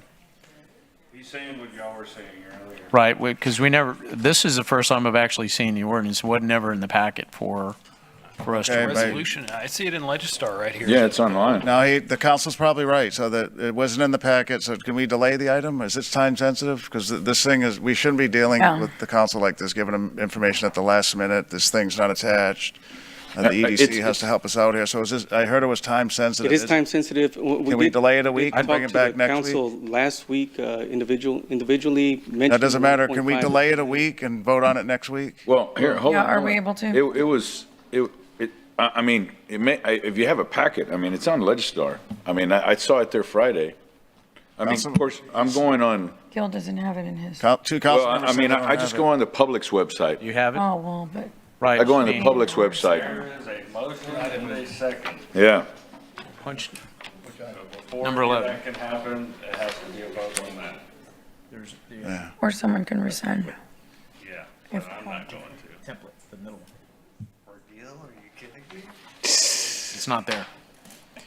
So I don't have a problem if you're just changing the whereas, but I never saw the original ordinance to That's say. what, right, And I was Councilman. reading it through, That's why we can, Randy hasn't answered the question, but can we delay this a week? Yeah, there's a motion and a second on the table. I know, but the There's two of them. councilman's asking Yeah, about no. There's a motion and a second on the table. Right, Okay. but he's asking though, Yeah. if it can be delayed, it doesn't mean we're going to delay it. Right. It's just a question. What is we prefer not to. We prefer not to delay. We do have the Foreign Trade Zone Manager, Danielle, here, and we do have the plant manager from Simbar here as well, requesting to have this voted on. Okay. Councilman yeah, Hernandez? I don't have a problem moving forward. I mean, it's very simple. Okay. You know, I was able to Okay. read through it, but I just, for future reference, I don't know how this, sometimes what gets on Legistar is not on our system. And, I didn't actually see an ordinance before. Well, that's not the only problem with this. Right. This whole thing has a lot of issues, but not the, Right. not the issue, not the item, agenda. but what's going on here in terms of, I know it doesn't seem like a big deal, but it is, because No, we didn't yeah, know there was. completely a- understand. Sorry for the I don't know who communication communicated to the with city who, but manager, that's something mayor, we can take council, care yeah. of. We need caught to those, take care of that. yeah, we caught the typos late, and it was just a bad communication on. Sure. Well- Okay, so we have a motion, we have a second. Can we vote on that, Rebecca? I think we're waiting on the screen to, pop up. There we go. So now we're going to vote as amended, correct? Yes, but it hasn't, we have some The people item. not voting yet. Oh, is Mr. Hunter, did you want to vote? Seconded it. No. Sorry. Oh, I apologize. Okay, I think we've got everybody. Okay, so it passes it's an 8-1 vote, so the motion carries. So who would like to entertain a motion? I made the motion for the amendment, so. I'll second. He can second. Well, you want to make who's making it? I did. I made the motion in a second. Yeah, so we can just vote I on mean, the the, amendment. yeah, Okay, please. we're going to vote on the ordinance as amended. Yeah. I'll submit, yeah. Okay, it passes 8-1. The motion carries. It's all Sarah's fault. Okay. So that takes us to That's it. briefings. Item number, let's see, section M, item number 14. And that would be Texas Municipal League Mid-Year Conference Briefing by Ryan Scriborchik. Thank you, Mayor. Council, Ryan Scriborchik, Director of Intergovernmental Relations for the City of Corpus Christi. Just a brief briefing on the TML mid-year conference, which I attended and wanted to provide an update to City Council. And let's make sure this works. So the conference is designed to give city officials and city staff updates from executive leadership at the state level. There were a whole host of speakers. You did receive a memo from my department prior to going to the conference letting you know about some of the speakers that would be in attendance and participating. And so I'm going to highlight a few points from their presentation just to help share some of the information that was delivered at the conference. So the first speaker was Larry McManus, who's the Director of Business and Community Development in Governor Abbott's Economic Development and Tourism Office. It's an office whose role is to market and promote Texas. They facilitate investment and job growth. They do administer the state incentive programs and provide assistance to Texas business on exportation. They also serve as a central source of market research, and they establish strategies on target industry growth. You can see there on the slide, those are the 7 offices or functions underneath that office in Governor Abbott's office. And we'll look a little bit at Larry's segment that he oversees. So some of the points that the governor's office highlights in recruitment of business is obviously the facts listed there on the slide. Texas being the 8th largest economy in the world, the number one nation, or number one in the nation for foreign trade zone economic impact. We obviously have a pro-business income tax policy at the state level and have a strong history of being the number one state in the nation for job growth. So for the city's information, some of the key industries targeted by Governor Abbott's team for growth in the state of Texas are these industries listed here, of which you can see we have good representation and others which the city might choose to focus on in partnership with the governor's office in the years going forward. One of the key messages relayed by the governor's office was essentially that businesses don't typically look at investment by site selection, but rather by site elimination. And so this is information directly presented on his slide, but talking about how businesses value, or corporate investment prioritizes the values listed in that hierarchy of needs, and how they look at moving or potentially investing in a location. And while the governor's office doesn't get into competitions between cities and weighing in with one over the other, they do encourage cities to highlight what they might consider their comparative advantages, which are listed there. The next speaker was L'Oreal Stephanie, who's a new commissioner to the Texas Water Development Board, previously had been at TCEQ. And an overview was obviously provided of the Water Development Board's primary functions, which include science, planning, and financing. As a part of that planning process, they are the agency that holds the state water plan, which this council has heard quite a bit about in recent months. But the most recent, the 2022 state water plan, just to give you a perspective on what is in there, over 2,400 projects and capital costs in the neighborhood of $80 billion as a state. And just to demonstrate the expected shortfall across the state of a 6.9 million acre feet by 2070 with projected population growth, looking at Region N's plan, which is our region, it projects an estimated 50,000 acre feet shortage by that same year. So you're well familiar, but the agency has 8 different financial assistance programs, one of which you've heard quite a bit about, the SWIFT program being a preeminent financing program for projects that are in the state water plan. They also control several federal revolving funds and the flood infrastructure fund. The newest fund, which was created by the voters back in November, is the Texas Water Fund, of which the agency is still going through the process setting up the rules. We know that the legislature dedicated about $1 billion to that fund, 75% of which will go into existing, or approximately 75% will go into existing financing programs, shoring up things like the SWIFT fund. 25% will go to the new water fund, of which certain strategies are expressly identified by that. The key to note on that program is that it's still a ways off. City staff did attend the March 20th planning session and a stakeholder meeting with the Water Development Board, and it was clear there that they're still going through the public input process to really design how this program will work in the form of subsidized loans, grants, things of that nature.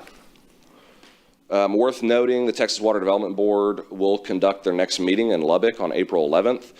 Y'all were notified about that and the fact that the city's SWIFT application, abridged application for the Inner Harbor Desal plant, was ranked as the #2 highest score on the SWIFT prioritization list. They'll consider that list on April 11th. And then just for general knowledge, the agency hosts an annual Water for Texas conference in Austin at the beginning of the legislative session. And it's kind of a preeminent conference for water issues across the state and brings water leaders to Austin to talk about that as a policy issue as legislative session's getting kicked off. The next speaker was Chief Nim Kidd with the Texas Division of Emergency Management. Worth noting here is just the overwhelming number of major disasters in the state of Texas in the last 72 years. And I think actually in Billy Delgado's presentation this morning, we heard about the fact that just Corpus Christi alone has opened the center 105 times in the last 14 years, which is pretty outstanding. But we have no shortage of natural and other disasters. The key to note there, the message from the state is that the management of all disasters is a local responsibility. It begins and ends with local obligation to manage that at the closest geographic, organizational, and jurisdictional levels. And so that's the mayor working in coordination with the county judge, prioritizing what our needs are, expending those resources, and then at that point requesting state or federal assistance. To give you an idea of what that threshold is in order to trigger FEMA assistance, this is one of the numbers that Chief Kidd wanted to express to all communities, that they be aware of this. The state of Texas as a whole has a $53 million trigger. Nueces County, all the counties have their own individual trigger, and it's there on the screen of about $1.6 million. That's why during and shortly after a major disaster, it's important that our area document the expenses associated, because that's what is needed to trigger and then leverage federal disaster assistance. You can take out your phone and scan that QR code. That is the latest version of TDM's executive guide, which is provided to local officials for the benefit of just kind of understanding the dynamics at play for disaster management between the levels of government, local, state, and federal. And then the agency also hosts an emergency management summit, which will be held in Fort Worth at the end of May. And I did talk with Billy when I saw his retirement and confirmed that his replacement and additional staff from our own emergency coordinator's office will be in attendance. It's a gathering of all of the emergency coordinators across the state, some local elected officials, looking at some of the recent technology and just coordinating. We did have an opportunity to hear from the TML legislative team, which talked about some of the legislation that is still moving through the court system following the last legislative session. And then there was some forecast of certain issues which we can expect to likely be on the table this next go round. Y'all have gotten multiple presentations at this point on House Bill 2127, some referred to on occasion as the super preemption legislation that was passed. Just for an update for your general situational awareness, that bill is in effect at present, but is under review in the Third Court of Appeals and is expected, regardless of what decision is made, to head to the Texas Supreme Court next, of which a decision might occur in 2025. In talking with the lobby team at TML, their legislative team, it wasn't clear if we should expect as cities another round of preemption from the state. They did discuss the possibility that there may be more specific targeted legislation that will look at specific issues, so we'll just have to monitor that as we get closer to the session. Land use was a major topic of discussion. Obviously, its impact on cities. The legislature in the first bullet point describes some of the actions that they took in the last legislative session. House Bill 2038 was a bill that allows a petition to remove property from an ETJ with just over 50% of the landowners petitioned. And so that bill is tied up in the courts. It is still in effect. It's at the very first part of that lawsuit. It hasn't proceeded yet to any appeals, but we do expect that the case being made there is obviously the 49% or whatever percentage of landowners don't agree to a petition to be removed from the ETJ should they want to, and robbing them of that due process. So we'll have to see how the courts decide, and obviously the legislature will likely respond in kind during this next session. One of the issues already on the forefront of discussion for the next legislative session is housing affordability, the requirement or idea of mandating the ability to build accessory dwelling units, bringing the plat or lot size down to 1,400 square feet. There was a lot of conversation amongst my counterparts at the conference, varying opinions on cities. Obviously there's a trade-off of density and affordability with what density brings, whether it's utilities or parking or issues associated like that. So we'll be talking more about that as we look at our legislative package for next session. And then lastly, finance. We can't talk about the legislature without talking about this issue. Last session was kind of hallmarked by the fact that we had a historic budget surplus at the state level. We are anticipating, or rather it's been talked about, the comptroller's anticipating another surplus this time. Certain state leaders have already identified that they would like to see additional property tax relief as a use of this additional surplus.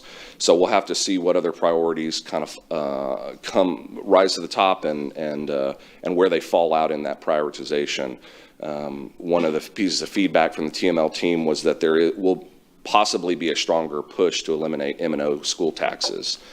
Economic development was another topic of conversation in the finance category. Obviously, HB 5 passed by our state rep, Todd Hunter, went into effect for state economic development deals, and that was a big topic of conversation amongst the governor's presentation and how they will use that.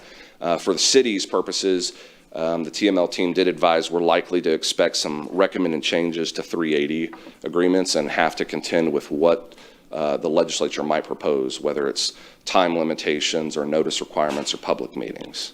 So with that, we did want to make you all aware, obviously, the TML annual conference coming up is an excellent opportunity for additional training. It'll be very timely because it will be it'll be kind of in the heat of developing legislative packets for cities across the state of Texas. The legislature will be talking quite a bit about the issues that are becoming clear the state will tackle, and so all of that conversation will take place at the annual conference, and I think be tremendously valuable for council. And with that, I'll close. And Very good report. Thank you. Councilwoman Campos. Thank you, Mayor. Ryan, I just wanted to ask you, when you had this slide for the newest fund, is the Texas Water Fund. yes. So we're still trying to figure out, I don't even know how much the Mary Roads pipeline is going to cost us, but would this be something that we would qualify for as a project? Right. So good question. The fund, or rather the $1 billion associated with the creation of that fund that was passed by the legislature, 75% of which is estimated to go to existing funds. So things that the city could take advantage of, whether it's the federal revolving fund, it is possible, I guess is the best answer, because the agency will have to determine what pots of money or programs they want to shore up with the available funding. The 25% that will go into this new water fund is something that there's going to be quite a lot more discussion about. In fact, on April 10th, tomorrow, the agency is having a work session on this topic and going to talk about where the rest of that money is available. So I don't know that the Water Development Board has really an acute shortage of funding in some of their programs that we would be able to take advantage of, and they consistently are one of the best sources of financing for public entities like us. So I know that doesn't directly answer your question. The reality is with that new fund, there's a lot of dynamics that are still at play. Well, the other question, though, would be the SWIFT, right now where we just keep talking about desalination, and we know where at least that some of it would be paid through the SWIFT fund. So would, let's say the other project would be like possibly Evangeline, would that be part of SWIFT or part of the new? The SWIFT funds are reserved for those in the state water plan, so if that's on our submitted state water plan, yeah, they would be able to access that. All right. I guess that's all the questions for me. Okay, thank you, Councilwoman. I think that's all the questions. You had one more, Mayor. Councilman Pusley. All right, hang on, I think I just, there you go, turn it again. All right, now we're there. So, to Councilwoman Campos's question, I think that's something we really ought to pay attention to, because I got the Water Development Fund to give me $1.5 million to lay a pipeline to a colonia in my precinct. So it's not without. Yeah, we are, as Ryan said, we're going to the workshops. We have all the major dates. We're very much in tune with it. Yeah. It's another great source of revenue to help our infrastructure. Yes, okay. I would suspect Councilman was probably through the EDAP program who went to. You have to ask the mayor, she'll turn. What is that? There you go, you're on. Oh, I didn't do that. I would just suspect, Councilman, that was likely the EDAP program or Economically Distressed Area Program through the Water Development Board if it went to a colonia, which has a large capacity for forgiveness. We don't know if this new water fund will have that same capacity. It may be large. Yeah, we didn't have to borrow it, they just gave it to it. Well, that's what I mean. So it ends up. I don't remember where it came through, it's just, the State Representative Hunter set up a meeting with me with one of the Water Development Board members, and we worked out the deal, and she went back and got it done. Yeah. Hey, you can upgrade my daddy. Yeah. Hey, he did a great job on that. I mean, Making him a councilman. and it that's turned an out upgrade. she and her whole family were involved in the oil and gas business, so we could talk the same language. But I guess to answer both council members' questions, I would just urge cautious optimism about this new fund and how it might be set up. It may be very similar to the SWIFT fund, which low interest loans. Yes, sir. Absolutely. Absolutely. And hopefully the legislature has a renewed look at the need for water funding. There's no shortage of need across the state. Sorry. You turned it. No, hold on, you sure did. Can you hit your? yeah, there you go. There you are. And this, we ought to be very thankful that we live in a state that has the problem of having a budget surplus, because there are a lot of states that don't. And as I said, I read last night where California, who is a large economy, is $68 billion in the hole. $68 billion. There are countries that don't have a deficit that big. I mean, so we're really fortunate. We are. If asked, I'd always rather be Texan. Yeah, true. Thank you. If asked. Okay, do we have any other questions or comments? Okay, Ms. Campos. All right, thank you, Mayor. And on that note, on the $32.8 billion surplus that Texas does have, we certainly, yes, taxpayers do deserve, lower taxpayer rates, but we also have, just putting it out there, we also have a huge problem with our homeless population. So I'm advocating, and whatever we can do to our homeless and help out our homeless population would be appreciated. Are you listening, Governor? Thank you. Okay. Thank you, Ms. Campos. Okay, I think that wraps it up. Ryan, thank you very much for that briefing. We appreciate it. Okay, Peter, we'll go ahead and That concludes. we'll wrap up our meeting. I don't think we have anything else. So, hold on, let me make sure. Okay. Yeah, there being no further business, we will adjourn this meeting.